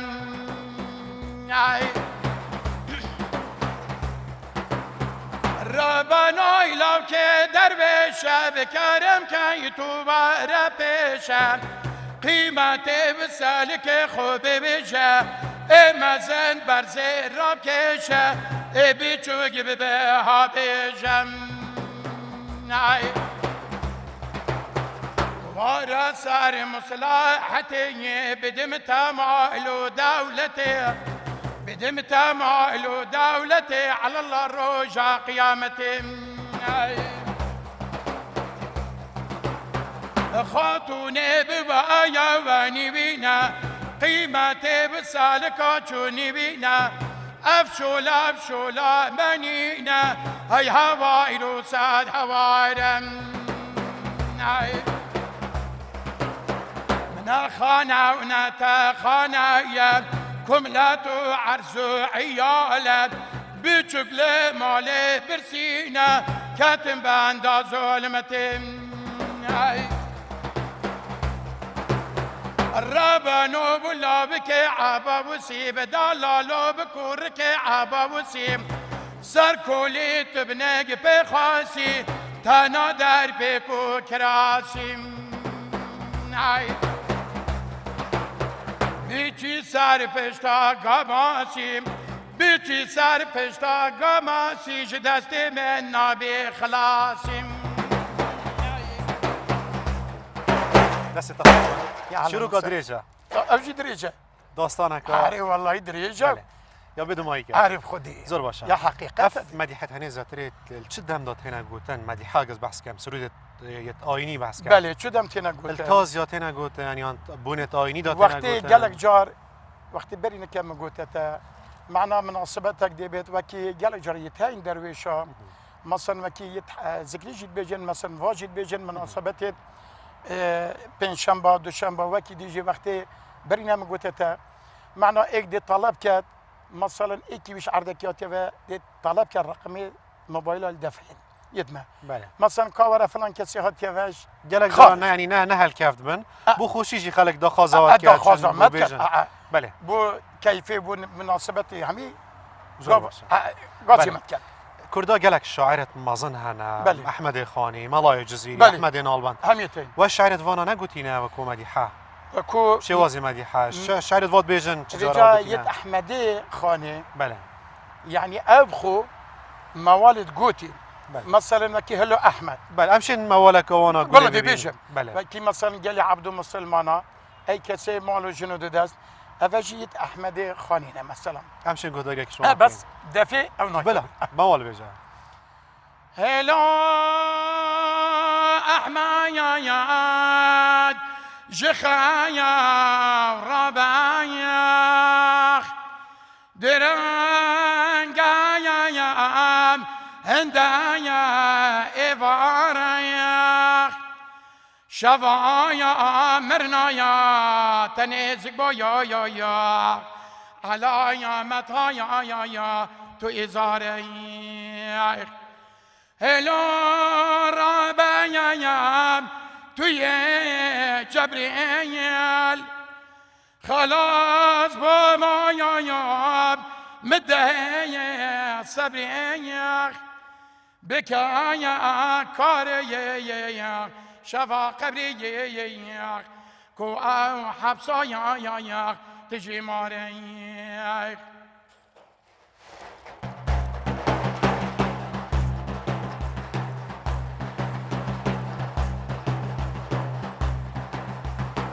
هلو احمد جي خورابي درنگايا هند ايوارم شفا مرنا تنزق بو علامتها تو إزهاري بكا كاري شفا قبري بكا كاري شفا قبري كو أو قبرات جيماري كو أو حبسايا قبر تنجم ميريت دائي بدنجم داوي شكلايا نبي رنجم لسر قهرايا خو إسراريا لسر قهرا خو إسراريا رياضي ريا جهنم چالكا كيريا حسابا يا ديتنا يا هيرم بنسبة يا زهباريا بنسبة زهبارم يعلن دست هر صعبا دنگت هر دنیا بیتن يعلن سلام ملا حکیم یعنی تو ملای جیان جمع فناوب دیفته خودی هم اوسع عالم بجنم ملا کسب خود تا کار ملاتی جان درویش چش نوشیت کی بله بو واسه پیش بس هل کفتاوی کارت درویشی پیش نوشیت که مکه گلک جار گلک جار بله از خوش قرآن خینم جی بله تمام دریج بیش الله خودش ترازی اف دفعه هنه شمیجت گلته تو چیت که یا جیت کریه اوه نشوله منه بله بس افت کفلی بله چیت کم جی بلکه گلک جار برنامه دید به قناه وار تی وی بله گلک جار جیوه چند جیوه دفعه جیوه دفعه تقریبا گلک نینه بجا اوه تقریبا سالک ته المنطقه ما تنها شكرني الدهو كي خالك باش كارات كاتن اما از خو الفيري يد كفلي تشيت كم كفلي تشي هذا شو كي شكرن هذا السيداي مسعود هذا تزاني شي هذا اشاعه يا فيجا نخوشا بس فيجا او اشاعه كاو ماده كي تشيت كان او غير ماده هر وكي فا اشاعه ما بس فيجا كاو وكي ماده كي كان نافدا وتشيت كان هنديه منا يتكفلينا مثلا یه گیسکه یه میهه یه وا اویده یه خزالی چید بد بله حکم ازن بتخویه ماسیشی چید بد زور باشه هلو رابع ابو القاسم افش قالك اخوش قالك يا هاتي قوتني وهنا طبعا عبد القاهر ريزو احترم ابو عبد القاهر همي هنا صلاة ورزق ما بويجي اري والله بل انت خاصين دنگتا اگه كلام خود شيء هر هنرمند اگه پیوندیات قال هنرمند شو يعني بينم تو هنرمند گنجي تنياسي خود يسقلك ريداج ما بحثي عندك كرد نياسي من نياسي بله هما وكي عبد القاهري وكي هبيدي حاجي زاخوي بله يعني افتي كلاوات قال هنرمند هم شتاكي باش بينن نزيك بونك نابرا ودا هبيت بله زور باشه ام گهداری بشک شوي استرانه بكين ابو القاسم بله بله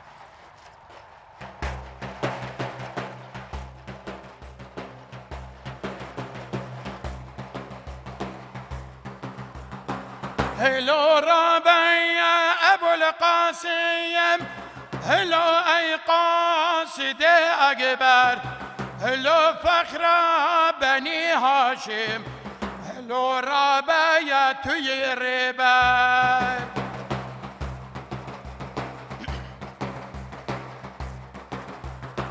هلو ربيع ابو القاسم هلو ای قاصد اکبر هلو فخر بنی هاشم هلو رابعه توی ربک هلو ای سیرور عالم هلو ای مفخر آدم جروز رابعه خاتم جنا فيما يرقد أنوار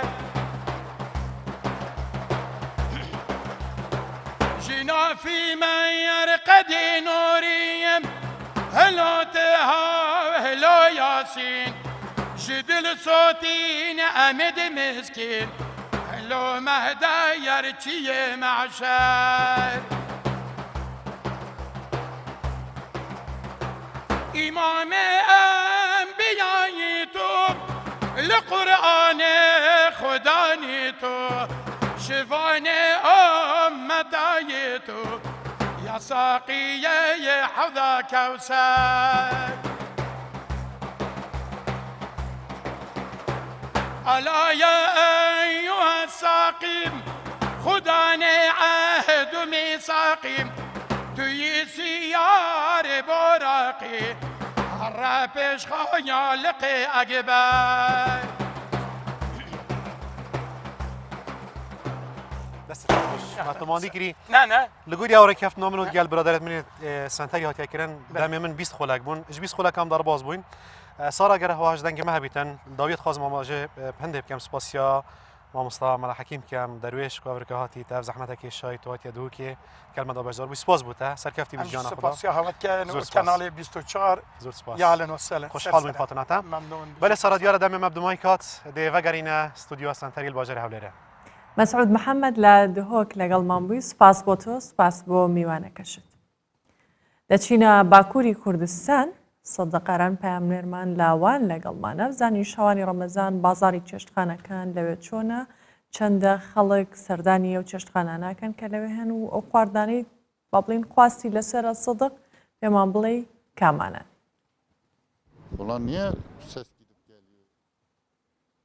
سەدق ئەم کاتت باش پێمان بڵێ لاوان و باکووری کوردستان چێشتخانەکان چەندە بازاڕیان هەیە و زیاتر چ خواردنێک لە پارشێ و ئەخورێت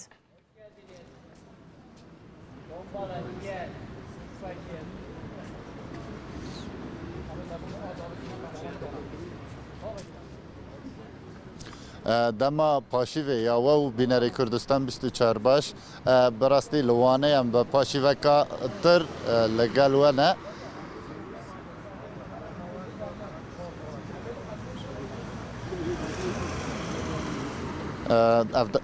بله براستی و پاشیوه دا ام بیشن دما تو و بینری کردستان 24 باش ام لسر کولانا جمهوریت دا بیشن که کولانا کوماری شقاما کوماری جی کردی و همکارم ببیشن اف در براستی نابرا شیو و پاشیوه دا یعنی نابرا فتار و پاشیوه دا دبا ناو نشانا ولاتیان جی جواکی بوینه و ام بیشن لسر شقام جی اف جاده اف شقامات سرانسری به فروشکارن وها سیار تجاد و اف جی تایبتیه که تنه در رمضان دا یعنی دوی مهه دا اف دزگاه لسر و کولان تین راست کرن نها لور اسکندر هیا او جی هر سال لور دوی دمه دا ام بیشن جرگو گوشت و کباب دفروشه ماه رمضان چه در باست و موسا دست والله ماه رمضان افصل که هر بچکی ایش درگنه اما باشه yani çok şükür serkarime hem çıbıkın ciğere de froşe tavuk şişe de froşe yani başa çok şükür elhamdülillah yani rende çedi benim de bejin o kolanı vane وکه زیده نامینم و ساعت دما پاشیوه دی نزدیک بیه پاشیوه بچکی کم de be yani zeyden yine ama hatta sade baş yani millet hediye diyeceğim maalesef ve bazar yani yoşke başa yani hiro ke başa باشه که اسکندر هم بر به تزگاهی که دم و بچن هفکار من عارف شیگ اگر بشه امکا نزدیک ببن آها سرو که جورا اصناف و صنعتکارن وانه ایسا برگل وره باشخان جارکی دمت باش دم پاشی ویه تلسر وی شقام چه دکی و دخوازی دوی پاشی وی دا چه پیامک بدی ایسا برگه از دخوازم بو بینار کردستان 24 بدم راسی ایسا برگه سروک جورا اصناف یعنی دکاندار و زناتکار وانه بله دوی پاشی وی دام دخوازم پیامک شتاجی بستینن چه دگری وی ساعتی و دم پاشی وی دخوازی چه مساج شب خیر بده انشالله bu bütün alem Müslümanı hem خود keyif خوشی بده انشالله اجناب اسناف دیگریان موجود از حالی و پرسکم کادرم اسناف مچوایه داخازی آن هست شولی و سخیری باش قط نقطه که قازان جواد چوایه ام برای دیگریان چون شکر به گاوی اسناف شی کیف خوشه خدا بکرد انشالله همو devam کرد تا به رمضان زمان قنجیه اسلامتی yardımlaşmaya böyle bir lazım hem herkes harikayı biketin yekuda hişar bin inşallah seferazı katılır bejim دوی مهدا براستی او چاندا هفکاری پشکریا هفکرنه دوی مهدا زیاده دبه پکی اصناف روشوان چوانه او امبیجن هفکاریا وان چوانه هفکاریا وان چوانه هم مساجی پرسک yani ambejin gele başı ne gele başı beli ana göre beri Ramazan'ı ve endam mukayese ederken heve gavi daha baştıra çünkü eve ruj ve endisa çarşıya geriyan beli eve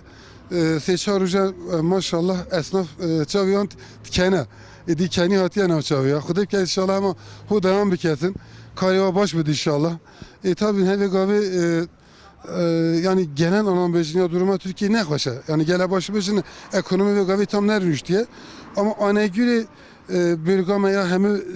ya serhat bejim en duruma şehiraya baş yavani disa. Wan insani vani yekudet birsin. Geli rujatan gavahi geli yekudun ya. Evi Ramazan bir kadeni maşallah bütün dükkanlar hem yardım eden millete harikaya millet etken yi destan gav yi bizim duruma ne hoş için disa geli kudu sofra düzken ne aslında ve gavi duruma ben bejin yi destan gav yekudu işar dibim. Beli durumu ay hoş hac fakiranın hac jaranının enerji etkeni durumu ne ye durumu hoş bilavi Ramazan için prisara fakir biken ye destangah biken harikayı biken inşallah ama az bir bizim yani bir ana göre şehri bütün şehre وان دیسا همه جاشته باشه امجی سپاسیت بکن و پاشیوی دا والله تصادفک باش بو مالور هفوت دیم سروک ام بهیویا هفدیتنه ام نهاد دوام دکن لور اصناف هنه ما سروک جورا اصناف را اخفین دکاندار را اخفی کام فروشکارا بپرسن ما منوی تبخیر نوزاد که نوزاد کار چوانه تو دخوازی چه بیجی پاشیو هونج پشتی شیوه لور دست بیدکن روشوا چوانه روشوا ما اداره رمضانه یعنی باشتی ندروم نخواجه هم اصنافنجی ایش شنونه یعنی زیده باشه یعنی ادارت کت شکر ها ده پاشیوا دا لور پاشیو دکن ولاتی یا نه پاشیو دکن aynı Diyarbakır usulü. باشه Serçova. امجی وها ماما تو جیوه ساعت چیت کی لور لور اصلا مدرانی خواهی کشا نوی تبخیر نوی مهاشمه هاشم که هاشم چیت کی وی ساعت تا هاتی چیت کی پاشیو محلیکم مفتاره کلی از هم اچهاسی مدد دانی خواهی کشان اروزی بوم ایده میگه تو را گاوی دنی مکا چهاسی هم امیلی نه باشی با خواب بخور خانه که بخونم بشنه مالی ام بیجن اول در باسی و او خود قبول بکه شبتا خوش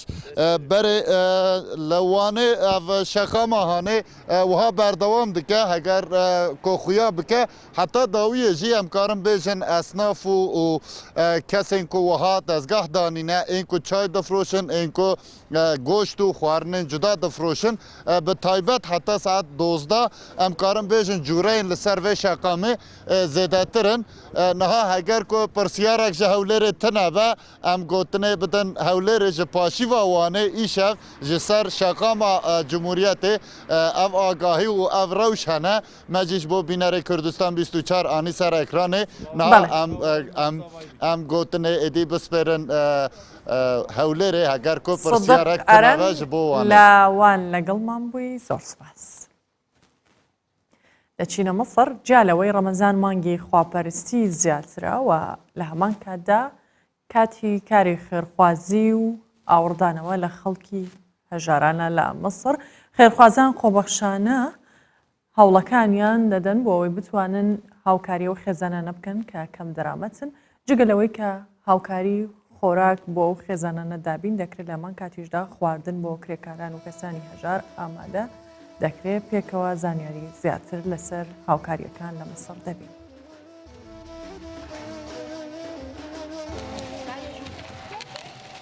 هەمووان لە کارێکی خۆبەخشیدا بۆ بەهاناوەچوونی هەژاران بەشدارن.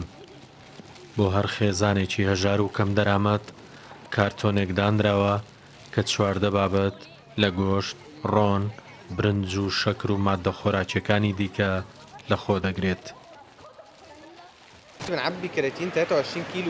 بۆ هەر بەشە هاوکاریەک 20 بۆ 23 کیلو لە کارتۆنێکدا کۆ دەکەینەوە کە 14 بابەت لەخۆ دەگرێت. گۆشت، ڕۆن، برنج و شەکر و ئەو شتانە لەخۆ دەگرێت کە خێزانێکی 5 کەسی دەتوانێت بۆ مای مانجێک بەکاری بێنێت. ساڵانە لە مانجی ڕەمەزان ڕێکخراوی مصری خێرخوازی بەم کارە هەڵدەسێت. سەرپەرشتیارانیشی دەڵێن مەرج نییە هەر بەتەنیا ببەخشیت، بەڵکو کاری خۆبەخشیش کارێکی خێرخوازی گرنگە. بۆ ئێمە مانگی ڕەمەزان وەرزی خێر و خێراتە، جا لە ڕێگەی بەخشین یان کاری خۆبەخشیەوە یاخۆت هەر کارێکی خێرخوازی دیکەوە بێت. هەمووان بە یەکەوە کار دەکەن، گەورە، گەنج و منداڵ هەر یەکە و کاری خۆی دەکات. دڵ و دەرونیان لە کارێکی خۆبەخشی لەم شێوەیەدا سوودە دەکەن. هەمووان بە یەکەوە کار دەکەین، هەیە ئاو دادەنێت یان گۆشت یا خودەوەی کارتۆنەکان دەبەستێت، هەر کەسە و کارێک دەکات.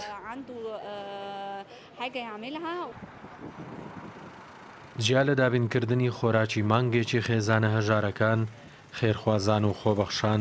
لە کاتی بەربانجیشدا خواردن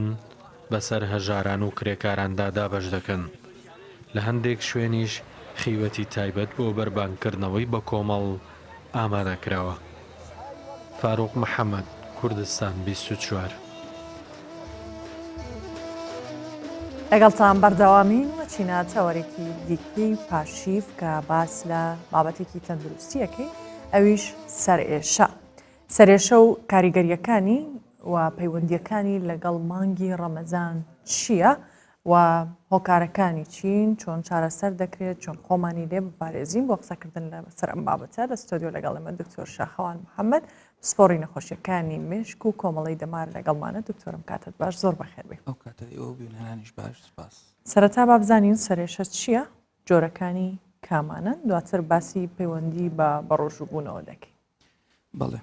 سەرێشە بریتە لەو ئازارەی کە لە سەری مرۆڤدا ڕوودات لەسەرەوەی ملەوە تاوەکو هەموو سەردەگرێتەوە. زیاتر لە 60 زۆر ژانە سەرمان هەیە سەرێشە، بەڵام ئەوانەی کە باون و زۆر لە ناو خەڵک باسییان دەکرێت چەند زۆرێکن. یەکەم زۆر بریتە لە گژە ژانە سەر یاخود پێی دەڵێن سوداعتەوە توری. ئەم ژانە سەرە لە هەموو جۆرەکانی ژانە سەر زیاتر باوە لە ناو خەڵکە. هۆکارەکانی ئەو ژانە سەرە بریتە لە ماندووبوونی مێشک، کەم خەوی، بیرکردنەوەی زیادە، دڵە ڕاوچێ یاخود ماندووبوونی جەستەیی. زۆر بەمان ئەو ژانە سەرێمان گرتووە وەکو شتێکی ڕۆژانە، لەوەیە ڕۆژێک ماندوو دەبی، تووشی دڵە ڕاوچێ دەبی، تووشی کێشەیەک دەبی، تووشی ژانە نیشانەی تایبەتی هەیە ئەم جۆرە نیشانەکانی گشتین. هەموو ژانە سەرەکە هەموو سەردەگرێ، زیاتر تەوقی سەردەگرێ، زۆر جار هەیە دەیداتە نێوچەوان پێشەوەی سەر، وەکو پاڵەپەستویەک لەسەر چاوەکان دروست دەبێ. ژانەکە دەرەجەی ژانەکە یاخود بڵێن پلەی ژانەکە زۆر زۆر بەرز نییە. ئەو کەسێک کە ژانەکە دەگرێت دەتوانێت بە ژانشچێنێکی ئاسایی کۆتایی بە ژانەکەی بێنێ، یاخود ئەگەر کەم خەوی بێ کەمێک ئیسراحەت بکاو بخەوێ، یاخود کەم خۆراکی بێ بەک خواردنی ژەمێک ئاسایی دەبێتەوە و کێشەی نابێ. زۆری دووەممان لە ژانەسەر بریتە لە شەقەسەر یاخود لاسەرە لە ژانەسەر. ئەوەیان کەمتر باوە، بەڵام لەبەرەوەی نەخۆشەکە زیاتر لەگەڵی دوور و درێژ دەکێشێ، زیاتر کێشەی لە بۆ دروست دەکات. لەو جۆریان چەند تایبەتمەندیەکی تایبەتی خۆی هەیە ئەوەیانە کە زۆربەی زۆری جارەکان یەک لاسەری نەخۆشەکە دێشێت مەرز نییە تایبەت بێ بە یەک لا بۆ نمونەی لای ڕاست چەند هەندێک جار لەوەی لای چەپ بێشێ بەڵام زۆربەی جارەکان لای ڕاست دێشێ لەگەڵی هەندێک نیشانی تری لەگەڵدایە بۆ نمونە دڵ هەڵچوون بۆ نمونە ڕشانەوە بۆ نمونە نەتوانینی کردنی کارە ئاساییەکانی ڕۆژانە هۆکاری ئەمەیان چییە؟ هۆکارەکەی دوو هۆکاری تایبەت هەیە لێکدانەوە بۆی خوێن کە دەچێت لە بۆ مێشک بە خوێنبەرەکان دەچێت ئەو خوێنبەرانە هەندێک جار تەسک دەبنەوە بە هۆکارێکی نادیار بە هۆکارێکی نادیار تەسک دەبنەوە ئەو ڕێژەی خوێنەی دەگاتە مێشک کەمتر لەو ڕێژەی کە پێویستە وە دەکات تووشی ژانە سەر ببێ ئەو هەندێک جار پەیوەندی بە بۆ ماوەیەوە هەیە بۆ نمونە دایک یا باوک هەیەی و منداڵەکەش تووشی ئەو ژانە سەرە دەبێت لە کاتی گرتنی ژانەکەیدا لە سەرەتادا ژانەکەی کەمە زۆر نییە بەڵام هێدی زیاد دەبێت ژانەکەی لەگەڵی زیاد دەبێت تووشی لەوانەیە دڵهەڵچوون یا ڕشانەوەی بکە قورسبوونی چاوەکانی هەست بە پێتاقەتێکی زۆر دەکات لەبەرەوەی پلەی ژانەکەی زۆر بەرزە زۆر جار هەیە ئەگەر بێت و کارمەند بێ لە شوێنێک ناتوانانی ئیشی ئاسایی ڕۆژانەی خۆی بکە بە ڕووناچی تێک دەسێ خاستن چوونە دەرەوە بەرهەتا و شتیوەها بە قەڵەباڵغی و دەنگەدەنگ تێک دەسێ حەز دەکات لە شوێنێکی هادی و بەتەنیا بێ و گرنگترین شتیشی بریتە لە ماوەی ژانەسەرەکە ئەگەر بێت و ئازارشتێن نەخوات لە 4 هەتا 72 سەعات دەخانێ 4 کاتژمێر تا 72 کاتژمێر ئەگەر هیچیش بەکارێنێ دوای 72 کاتژمێرەکە خۆی ژانەکە نامێنێ ئەم دوو جۆرە هەیە ئەم دوو زۆرە زۆری سەرچین وەک باسم کرد خۆی شتێکی ستانداردی جیهانیمان هەیە پێی دەڵێن ئینتەرناشنال هێدێک سۆسایەتی ئەو ئینتەرناشنال هێدێک سۆسایەتی هەڵ دەستی بە پۆلینکردنی جۆرەکانی ژانەسەر زیاتر لە 6 جۆر ژانەسەرمان هەیە هەر ژانەسەرە و ئەو جۆرانە باوترین جۆرێکی ترمان هەیە کە خەڵک لی دەترسێ ئەویش بریتە لە ژانەسەری بەرزبوونەوەی پەستانی ناومێشک ئەوەیان چەند تایبەتمەندێکی هەیە یەک لە تایبەتمەندیەکانی ئەوەیە لە درنگانێکی شەودا ڕوودەدا بۆ نمونە ژانەسەری گرژە ژانەسەر تایبەتمەندەکەی ئەوەیە دوای نیوەڕۆ دەبێت کاتی عەسر یا کاتی مەغریب یا شەوانە چونکە لەو کاتاندا مرۆڤەکە زیاتر ماندووە نەخۆشەکە ماندوو دەبێت مەترسی نییە ئەوە یەک لە نیشانەکانیەتی بەڵام ژانەسەری بەهۆی ئەوەی کەوا پەستانی مێشک بەرز بۆتەوە لە کۆتایی شەودا ڕوودەدا بۆ نمونە چواری بەیانی پێنجی بەیانی وا دەکات نەخۆشەکە لە خەو هەڵبستێنێ لە ناو خەوە هەڵی دەستێنێ تووشی هێڵنس دەبێت تووشی ڕشانەوە دەبێت تووشی تەسک بوونەوەی مەودای بینین دەبێت تووشی قورسیەک دەبێت لە مێشتی کە ناتوانانی ئیشەکانی ڕۆژانەی بکە هەندێک جاران تووشی خێلی دەبێت ینی شر دەبێتە دوو لە بەرچاوی دوایی دەگەڕێتەوە ئەو زۆریان کێشەی هەیە دەبێت لە هۆکارەکەی بکۆڵینەوە بزانی هۆکارەکەی چێت تاوەکو چارەسەری پێویستی بۆ باشە بینە سەر بە ڕۆژوبوون و سەرێشە چ پەیوەندێکیان بەیەکەوە هەیە بە ڕۆژوبوون و سەرێشە لەبەر ئەوەی لەو کاتەی ئێستادا بە ڕۆژوبوون زیاتر لە 12 کاتژمێر ینی نزیکەی 4-15 کاتژمێرە ئەوە کێشەمان بۆ دروست دەکات یەک گرنگترین شت لەو ژانەسەری کاتمان باسمان کرد گرژە ژانەسەر گرژە شانەسەر شتێکمان هەیە پێی دەڵێن کافاین مادەی کافاین لە خوێن بەهێزکەرێکی زۆر باشە بۆ خانەکانی مێشک خانەکانی مێشک پاڵپشت دەکا بەهێزیان دەکا وا دەکا ئەگەر کێشەی دەرەچیش هەبێ زۆر کار نەکاتە سەر خانەکانی مێشک بەڵام لە کاتی بە ڕۆژوبووندا ئەو کەسی ڕۆژۆوان خواردن ناخوا کە خواردن ناخۆم ڕێژەی کافاینەکەی دادەبەزێ کە ڕێژەی کافاینەکەی دابەزی خانەکانی مێشک هەست بە ماندووبوون دەکەن کە هەستیان بە ماندووبوون کرد بە تایبەتی ئەگەر سەیرت کردبێت لە ڕۆژەکانی یەکەم ڕۆژی یەکەم و دووەم و سێم لەبەر ئەوەی ڕۆژانی پێشتر ڕاهاتووە کافاین بە شێوەیەکی بەردەوام وەردەگرێت ڕۆژانە بەڵام ئەو کاتی یەکسەر دەپچڕێ لە وەرگرتنی کافاین لە کاتژمێر 3:30 بەیانی تاوەکو دەگاتە 7 ئێوارە کاتەکەشی زۆرە خانەکانی مێشک توانای بەرگریگرتنیان باشە دکتۆر بەڕێزێک لە پیجی کوردستان 24 پرسیاری کردهبوو پەیوەندی چاخواردنەوە ڕۆژوو چییە بەر لەوەی وەڵامەکەم بدەیتەوە چینە کەرکووک بازاڕی پێشنگەکانی ئۆتۆمبیل لە شاری کەرکووک لە مانگی ڕەمەزان زیاتر لە کاتی شەوانە کراوەتەوە و هەموو پێکاتەکان کورد عرب تورکمانی شارەکە پێکەوە دەچنە بازار و مامەڵی کڕین و فرۆشتنی ئۆتۆمبیل دەکەن لە شەوان و لە مانگی ڕەمەزاندا هاوکارمان هێمندەلۆ زانیاری زیاترمان دەداتێ. بەڵێم کاتتان باش بازاڕی پێشانگەکانی ئۆتۆمبیل ئێمە لەوێن ئێستا هەروەکو سەرجەم بازاڕەکانی دیکەی شاری کەرکووک ئێرەش بڵێن لە شەوانە ئەکرێتەوە و لە شەوانە کڕنی فرۆشتنی ئۆتۆمبیل دەکرێت ئەم بازاڕە بازاڕێکی کۆنە ینی دەیان ساڵە بڵێن دروست بوو هەموو نەتەوەکان پێکەوە بڵێن مامەڵەی ئۆتۆمبیل دەکەن ینی شەریکەکان هەیە کورد و تورکمان پێکەوە شەریکن کورد و عەرە پێکەوە شەریکن ینی بە شێوەیەکی ئاشتیانە هەمویان ئێستا لێرە کۆبوونەتەوە من ئەسمە لای کاکحاجی ئەو کوردێ زانێ بەس خۆک و خۆی لە کوردەکەی دووکەڵەکات چۆنی حاجییان باسێکی بازاری شەوانمان بۆ بکەیت لە ڕەمەزانە بە تایبەت بڵێن مەعرەز بەڵێ شەوان احتیادی هەموومان دین دوای ئفتار دوای نوێژ عیشا هەمومان برایەکین و هەمومان دۆستین و برادەر و دۆست ئەم لەم بازارە ئیشەکەین چەند ساڵە لەگەڵ کووردا بڵێن مامەڵاکەی لە منداڵیەوە ینی چاومەکەوتە دنیا لەگەڵ کورد و تورکمان و عرب برایەکین فەرقمان نیە ئینشاڵڵ بەمان چا بەخێر بێن. بازارەکان ئێستا بەگشتی لە جیاتی ڕۆژ خەڵک بازار بکات بازاڕی بکات ئێستا زیاتر بە شەوانە وەکو مەعرەزی ئۆتۆمبیلیش بڵێن فرۆشتنی ئۆتۆمبیل بە هەمان شێوە بازارتان چۆن ئێستا بەگشتی وە کەشەوەی ڕەمەزان چۆن کەشەوەی ڕەمەزان کەشەوەیەکی احتیادیە شەوان بازار هەیە خۆتان بازارتان بینیەوە چای خۆتان بازار قەرەباڵغا بەڵام بە شکلی عامی ساکە بازاری ئۆتۆمبیل سعری ئۆتۆمبیل بەرز بۆتەوە بازارمان تقریبا تۆزێک وەستاوە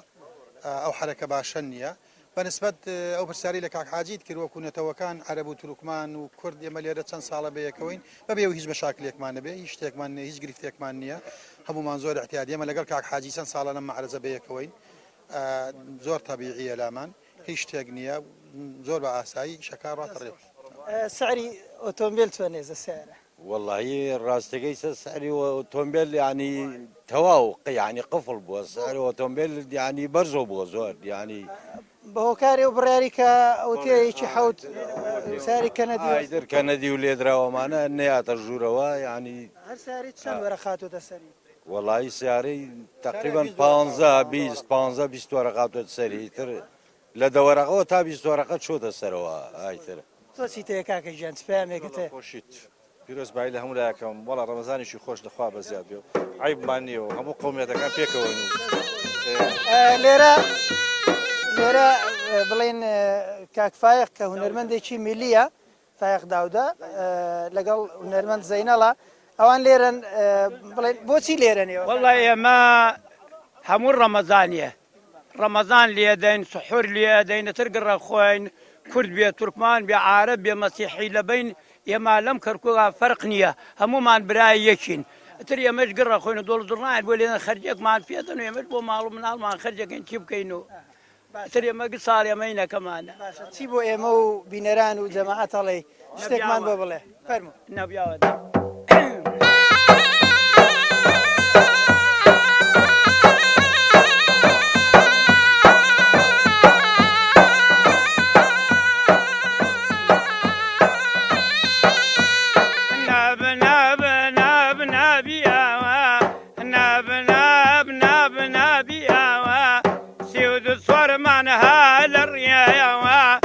دنيابان رازايا أريد شرم والله لطابك يا أريد نرم والله لطابك يا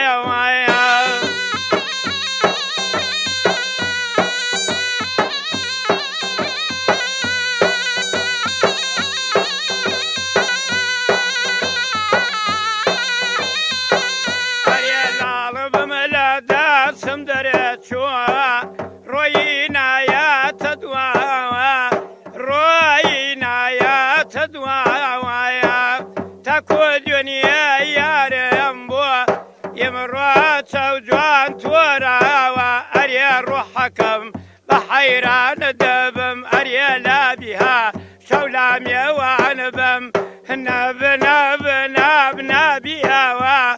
سيود صور منها للرياوة كردستان قاشايا أريد شرمولا لطابك يا نرمولا لطابك يا دەست خۆش زۆر سپاس بەڵێ ئەمە کە شوهەوای ڕەمەزان بوو لە پێشانگەکانی بڵێ فرۆشتنی ئۆتۆمبیل من نەگەڕێم وڵاتان کاتی زیاتر لە ئێوە لە میوانەکان سپاس بۆ هاوکارمان هێمن دەلۆ لە کەرکووک لەگەڵمان بوو دکتۆر شەخاوان جارێکی ترەگەڕێمەوە لای جەنابەت پرسیاری مامۆستا بەختیارم کرد لە فەیسبوک بۆ پێیجی کوردستان 24 ناردووە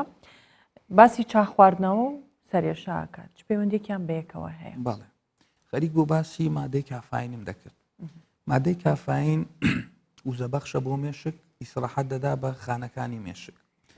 مادەی کافاین ئێمە وەکو کورد زیاتر چا دەخۆینەوە بۆ نمونە عەرەب قاوە دەخۆنەوە زیاتر یا ئەوروپی جیاوازیی ئەو توێ نیە لەبەرەوە مادەی کافاین بە سەرەکی لە چاو لە چا تێدایە کۆلا سۆدا خواردنەوە گازیەکان و قاوە شتەیدایە و لە نەستە لەو ئۆشتانەشدا هەیە ئێمە فێربووین ڕۆژانە چا دەخۆین سێجەمە یاخود زیاتر ئەو کافاینە بە ڕێژەکی تایبەت لە خوێنمان دەمێنێتەوە لە کاتی بە ڕۆژوو بوون لە پاشێوەوە و هەندێک کەس پاشێویش ناکە کاوە خراپە ئەو ڕێژەی کافاینە دادەبەزێ کە ڕێژەی کافاینەکە خۆی کافاین لە ماوەی 12 تا 18 ساعت لە خوێن دەمێنێتەوە زیاتر نامێنێتەوە کە 12 ساعتەکەی تێپەڕ کرد دەبینی سێی بەیانی بۆ سێ عەسر هەست بە ژانەسەر دەکات ژانەسەرێکی تند لەبەرەوە ڕۆژانە خانە دەمارەکان وا ڕاهاتوون کافاینی پێویستی خۆیان وەردەگرن بەڵام لەو ڕۆژە وەریان نەگرتووە کە وەریان نەگرتووە بێزار دەبن تووڕەیی دەیانگرێت تووشی ژانەسەر چارەسەر چییە؟ چارەسەرەکەی یاخود 2 تا 5 هەفتە پێش هاتنی مانجی ڕەمەزان و بە ڕۆژ بوون خۆ دوور بێخیەوە لەو شتانە بۆ ئەوەی خانەکانی مێشک ڕابێن لە کەمی کافاین بۆەوەی کە کەم بوو زۆر تەئسیر نەکاتە سەریان یاخود بڕاستەو خۆ دوای نان خواردنی بەیانی و پاشێوکردن کەمیەکی باش بخورێ بۆ نمونە قاوەیەک یا دوان یا چایەکی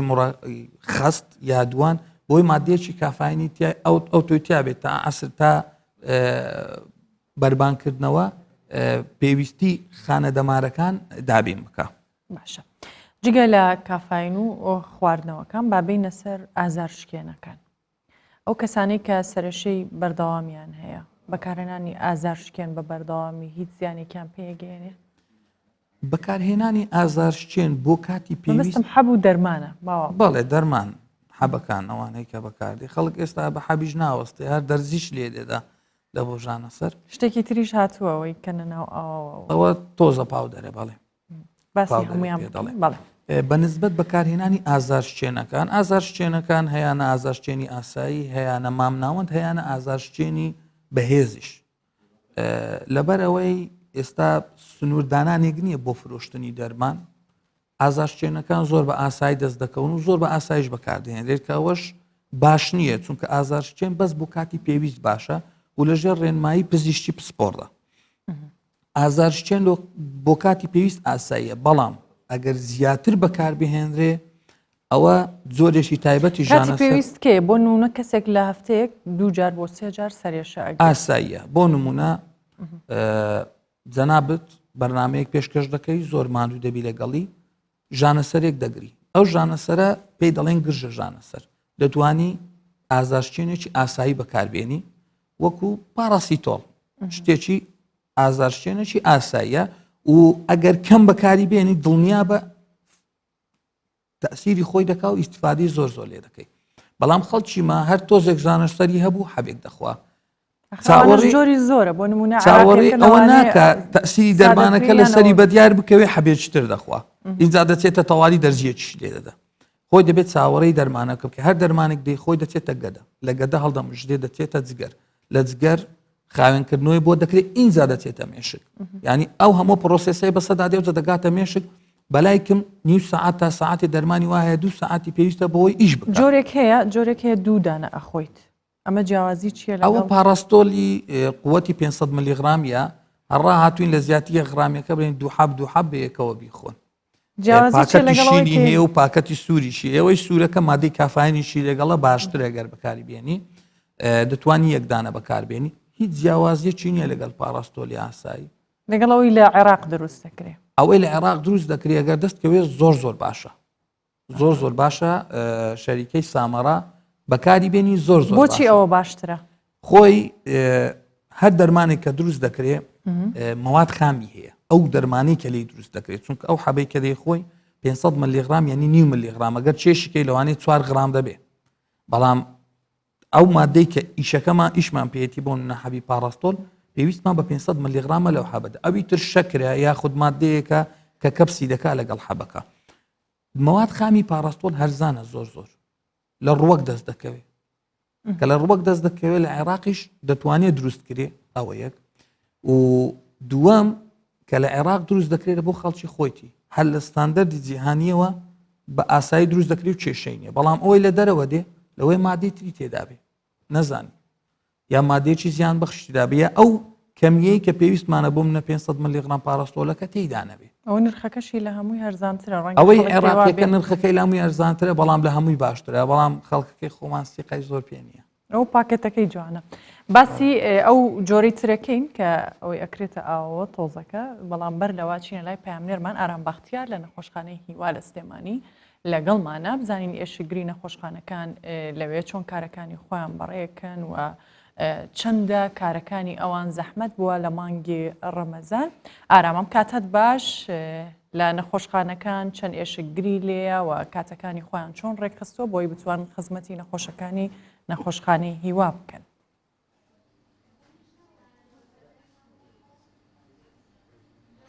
بەڵێ سارە ئەم کاتتان باش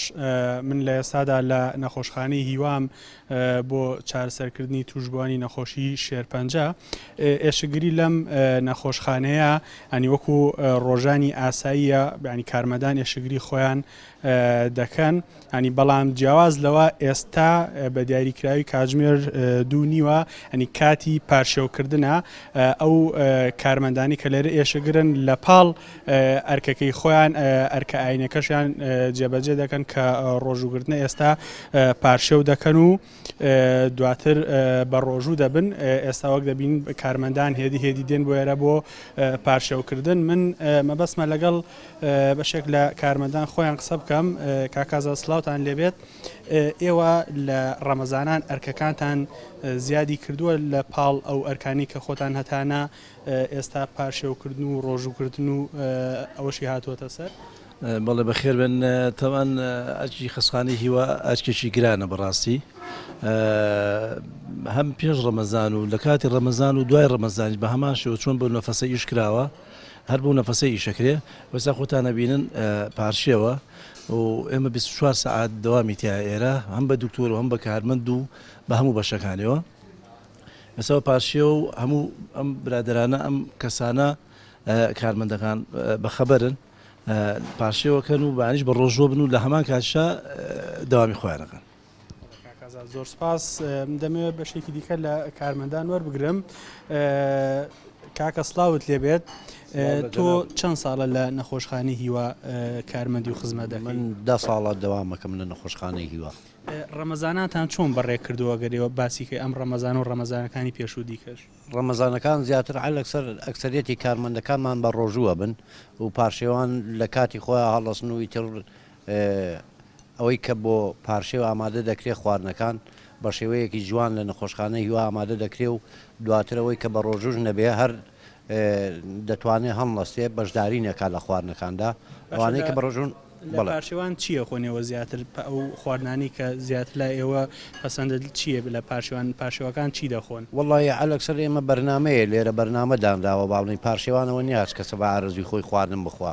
بەرنامە کۆمپانیا خواردن دروزەکان لە کۆمپانیاژە و بەرنامەی کە دایناوە بەپی بەرنامەکە خواردنەکان ئامادە دەکرێت هەر پارشێوە و بە جۆرێکە جۆری خواردنە. زۆر سپاس بەڵێ سارە ینی لێرە پێشوەختێک لە کاتژمێر 12 لێرە خواردنەکە لەلایەن تیمێک لە نەخۆشخانەی هیوا ئامادە دەکرێت ئەنی دوا بە دوایەوە کە لێرە خواردنەکان ئامادە دەکرێت بۆ کاتژمێر 2 و بۆ کاتی پارشێوکردن ئامادەی دەکەن بۆی کارمەندەکان ینی بێن لێرە پارشێو بکەن و بتوانن بۆ سبەی نێ بە ڕۆژوو بن و وەکو خۆشیان باسییان کرد لە پاڵ ئەوەی کە پارشێو دەکەن ڕۆژوو دەگرن ئەو ئەرکانشی کە هەیەە لە وەکو کارمەند لە نەخۆشخانەکە وەکو ڕۆژانی ئاسایی بگرە باشتریش بەڕێ دەکەن ئەنی بە ئەم پارشێوەمان لە نەخۆشخانەی هیوا کرسارە ئەنی وەکو دەبینن بەم شێوەیە کارمەندان پارشێو دەکەن. ئارام بەختیار لە نەخۆشخانەی هیوا لەگەڵمان بووی سپاس بۆ تۆ دەستخۆشی بۆ کارمەندەکان و هیوای چاک بوونەوەش بۆ نەخۆشەکانی نەخۆشخانەی هیوا جارێکی ترە گەڕێمەوە لای تۆ دکتۆر شاخەوان پرسیاری چارەسەر و ئازارشکێنەکانمانە کرد ئەو جۆرەی کە ڤۆڵفاست کە ئەکرێتە ئاو ئەخورێ و زیاتر لەناو خەڵکیش پاودەرە وای پێ ئەوترێ چ کاریگەریەکی لەسەر سەرێشە هەیە ئایا باشە یان نا؟ خۆی ئەو پاودەرە لە ناو چیستایە پێی دەڵێن ڤۆڵتفاست 50 ملیگرام دیکلۆفیناک سۆدیۆمی تێدایە کە بە ڤۆڵتاری باوە لە ناو خەڵک باشیەکەی ئەوەیە هەڵمژینی لە گەدە بە شێوەیەکی خێرایە نزیکەی 12 تاوەکو 15 خولەکی دێ بۆەوەی هەڵبمژێ لە گەدە واتە بە شێوەیەکی خێرا کار دەکات بەڵام زۆر بەکاری کێشەمان لە زۆر بەکارهێنانیەتی ئەگەر بۆ کاتی پێویست بێ و بە شێوەیەکی ڕێکوپێک بێ شتێکی باشە و خەڵک سوودی لێبینیوە واتە لە حەب باشترە؟ هیچ جیاوازی نییە بەڵام ئەویان لەبەرەوەی پاودەرە زووتر هەڵدەمژرێ لە گەدە زووتر تەسیراتەکەی بە دیار دەکەوێت لەسەر نەخۆشەکە ینی زووتر ژانە سەرەکەی لادەدا. باشە دکتۆر پرسیارێکی تر زۆر جالای خۆمان کە کەسێک سەریەشێڵە حەبمەخۆ ئەوە شان و ملت ڕق بووە بیشێ لە چاکە بێ ئایا مەساج و شێلان هیچ پەیوەندێکی بەسەرێشە و چارەسەریەوە هەیە؟ بەڵێ بەنسبەت ئەو ژانە سەرەوە زیاتری قۆڵنجەکانە ئەوەی کە ماندوو دەبێ یا سەرمای دەبێ یا سەری ڕدەگری بۆ ماوەیەکی زیاد لە پێویست ئەو کاتی ماسوولکەکانی تووشی گریژبوون دەبن کە تووشی گریژبوون دەبن دەمارەخانەکان ئازار دەدەن ناڕەحەتیان دەکەن و دەبێتە هۆی ژانە سەر مەساجکردن و شێلان بە شێوەیەکی زانستی خراپ نییە بەڵام بە شێوەیەکی زانستی و بە شێوەیەکی ڕێکوپێک بێ بۆ نمونە بۆ ماوەی 10 خولەک ڕۆژانە دەتوانێت بیشێری یا 20 خولەک یانی و کاتژمێر ئاساییە لە شەقەسەردا دەتوانی سەرت ببەستی ئەوە لە ناو کوردەواری خۆمان باوە خاستن بە تایبەت ئافرەتەکان چەفیەک دەخەنە سەریان دەیبەستن یەکێکە لە ڕەواندنەوەی ژانە سەرەکە لە کاتی شەقەسەردا ماوەکەی ئاسایی ماوەکەی باشتر وایە لە نیو کاتژمێر زیاتر نەبێ چونکە ئەو خوێنەی کە دەچێت زۆربەی جارەکان بەهۆی کەمچوونی خوێنەکەەوە ئەو ژانە سەرە دروست دەبێت بەڵام هەندێک جارەکان بەهۆی زۆرچوونی خوێنەکەەوەش ئەو ژانە سەرە دروست دەبێت باش نییە کە بەستا دوایی دیکەوە خوێنێکی زیاد دەچێت دیسان ژانە سەرەکە بەدەر لە مەساج و شێلان بەدەست ئێستا ئامێری زۆر هەیە و ئامێرانە هیچ زیانێک ناگەێنێ بە تەندروستی دەمار و شان و مل وەک باسم کرد ئەگەر بەکارهێنانی ئامێرەکان بە شێوەیەکی ڕێک و پێک بێ کێشەی نییە بەڵام زیاد لە پێویست نەبێ بۆ کاتی پێویستیش بێ نەوەک ڕۆژانە خۆدڕابێن لەسەرەوەی ئەو ئامێرانە بەکاربێنی چونکە ئەو ئامێرانە لەرەلەری موغناتیسی تێدایە کە لەرەلەری موگناتیسی تێدایە لە هەمان کاتدا باشە بۆ خاوکردنەوەی ماسوولکەکە بەڵام لە هەمان کاتدا دەمارەخانەکان ئازار دەدا و ئیزعاجیان دەکات باشە شوێن گۆڕینیان شوێنی خەوەگەر هات و گونجاو نەبێیان بگۆڕێت هیچ پەیوەندێکی بەسەرێشەوە هەیە لەو کاتەیە وەک شتێکی دەرونی ئینسان کە جێگاکەی دەگۆڕێت لەوەی هەرخەوی بزڕێ هەرخەو زڕانەکە خۆی سەبەبێکە بۆ دروستبوونی ژانە سەرەکە هێڵە لەسەر سەرینەکەی خۆم نەبێ خەوم لێ ناکەوێت ئەوجە با سەرینەکەی لەگەڵ خۆی ببە یان تووشی سەرێشە ئەبێت دواتر خۆی سەرین گۆڕین دەبێتە هۆی ئەوەی کەەوە ئینسان کە دەخەوێ گۆشەیەکی تایبەت هەیە لە ملی هەر ئینسانە و لەگەر ئەوە ڕاهاتوە یعنی ئەگەر تۆ ساڵێک لە سەرینێک دەخەوێت ئەو گۆشەیەت سابتە تووشی کێشەت ناکە بەڵام کە سەرینەکە دەگۆڕی بەرزتریان نزمترە ئەو گۆشەیە دەگۆڕێ کە گۆڕە ماسوولکەکان ماندوو دەبن ماندووتر دەبن لە زاران بۆیە تووشی قۆڵنجکردن دەبێ یاخود ژانەسەری پێدەگرێت دەتوانێت سەرینێک وا بەکاربێنێ لە سەرینەکەی خۆی نزیک بێ یا دوو سەرین بەکاربێنی یا سەرینێکی ئاوا بێ لە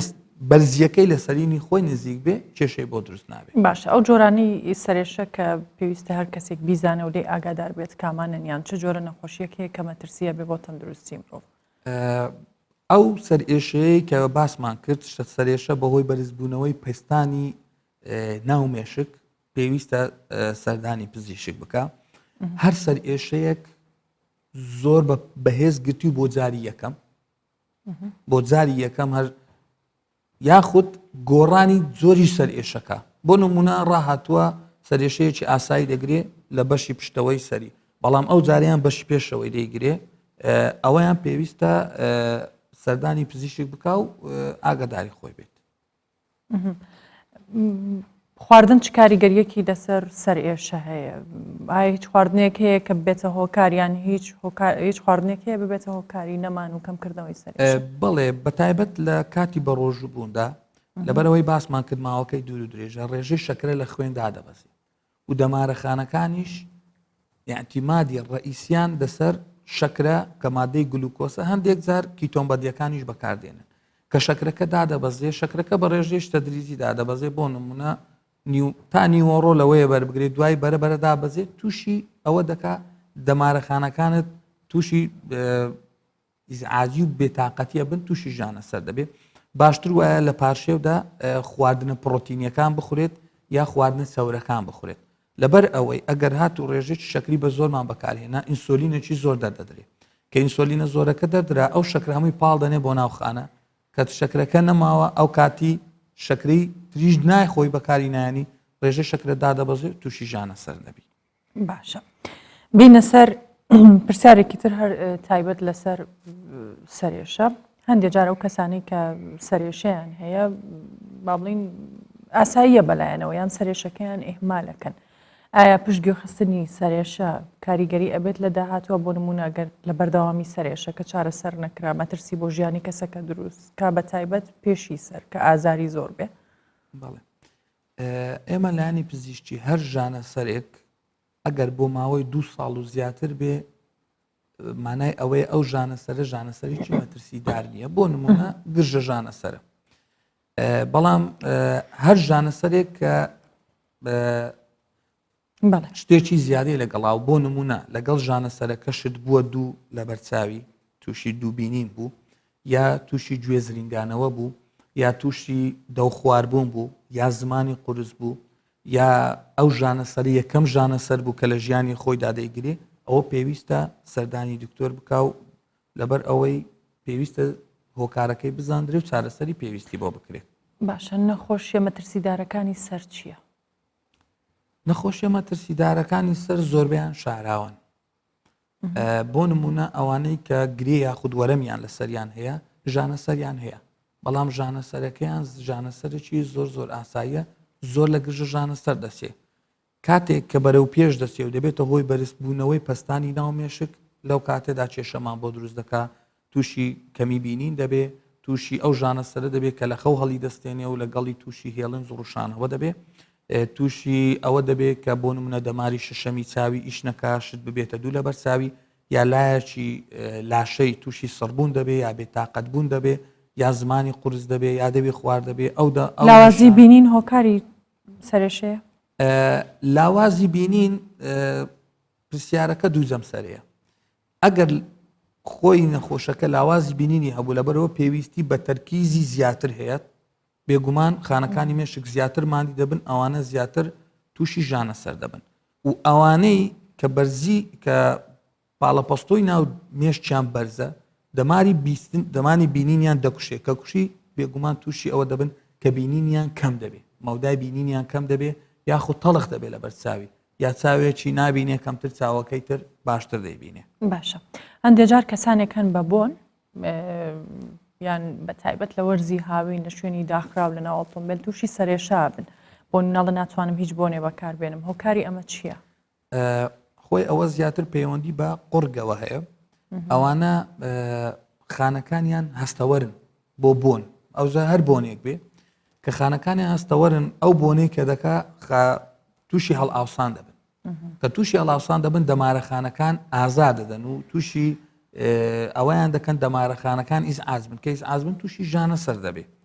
باشتر وایە ئەوانەی کە لەو حاڵەتەن خاست بە تایبەت لە کاتی وەرزگۆڕین بۆ نمونە لە کاتی زستان بۆ بەهار یا بەهار بۆ هاوین لەو کاتانەیە زوو توش دەبن پێویستە ئاگداری خۆیان بن بۆن بەکارنێنن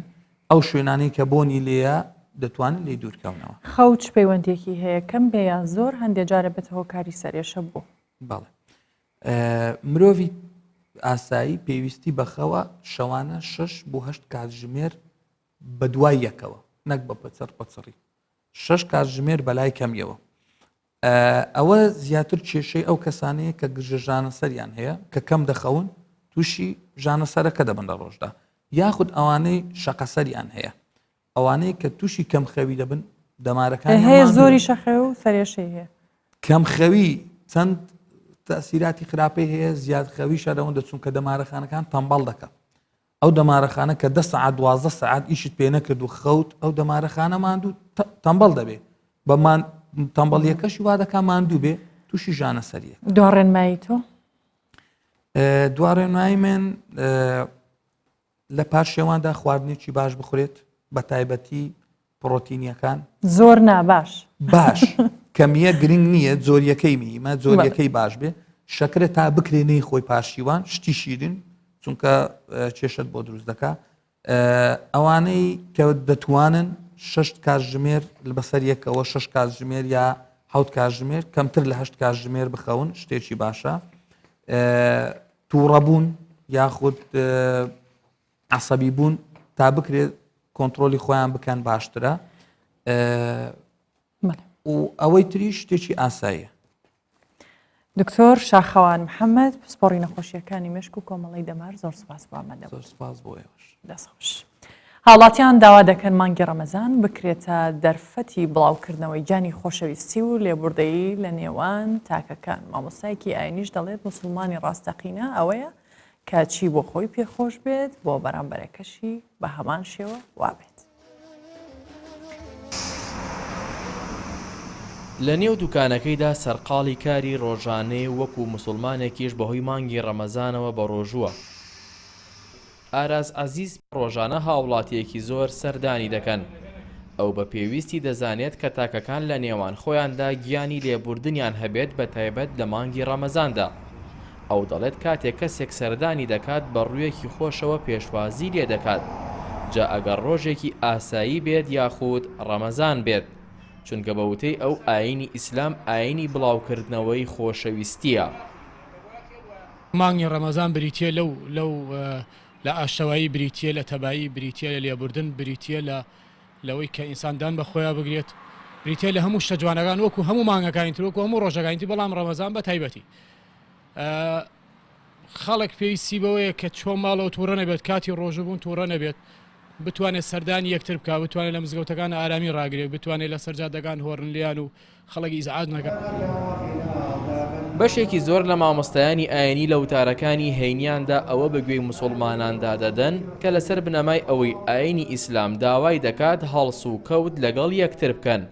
مامۆستایەکی ئاینی دەڵێت موسڵمانی ڕاستەقینە ئەوەیە کە چی بۆ خۆی پێخۆش بوو بۆ بەرامبەرەکەشی بە هەمان شێوە بێت پێویستە یعنی مسلمانان خەڵکی بەگشتی مسلمانان بە تایبەتی ئەم مانگە بکەن دەرفەتێک بۆی کە بێتە مانگی لێبوردەیی مانگی ئاشتەوایی مانگی برایەتی مانگی خۆشەویستی چونکە ئەگەر بێت و برایەتیم نەبێ بۆ تۆ برایەتی نەبێ بۆ من ئاشتەوایی لە بینمانە نەبێ ئەگەر دابڕان هەبێت لە بینمانە ئەو ڕۆژ و نوێژ و تەراویحش ئەو سوودەی نابێ وەخوای گەورەیش بۆ مەرجە ئەو ڕۆژ و نوێژ و تەراویح و ئەو عیبادەتی لە مانگە ئەوێ کە تۆ زیاتر گرنگی بدەی بە براکەم بۆنە ئاینیەکان لە کۆمەڵگەی کوردەواریدا پێگە و شوێنی خۆی هەیە و بەردەوام بوونەتە وێزگەیەک بۆ ئەوەی موسڵمانان دووبارە پێداچوونەوەیەک بە خۆیان و ژیانی خۆیاندا بکەن بۆ پێی کە ئێستا لە مانگی ڕەمەزانداین موسڵمانان بە پێویستی دەزانن ناکۆکیەکان وەلا بنرێن و خۆشەویستی و تەبایی جێگای شەڕ و ناکۆکی بگرێتەوە هاوژین جەمال کوردستان 24 سلێمانی پاشیڤمان پێشکەشکردن بۆ هیوایی کە پرۆگرامی ئەم شەویش بوو بێتە جێگای سوودی هەموو لایەکتان تاوەکو سبەی شەو لە پرۆگرامێکی نوێ دەینەداتان هەشاد بخواتن.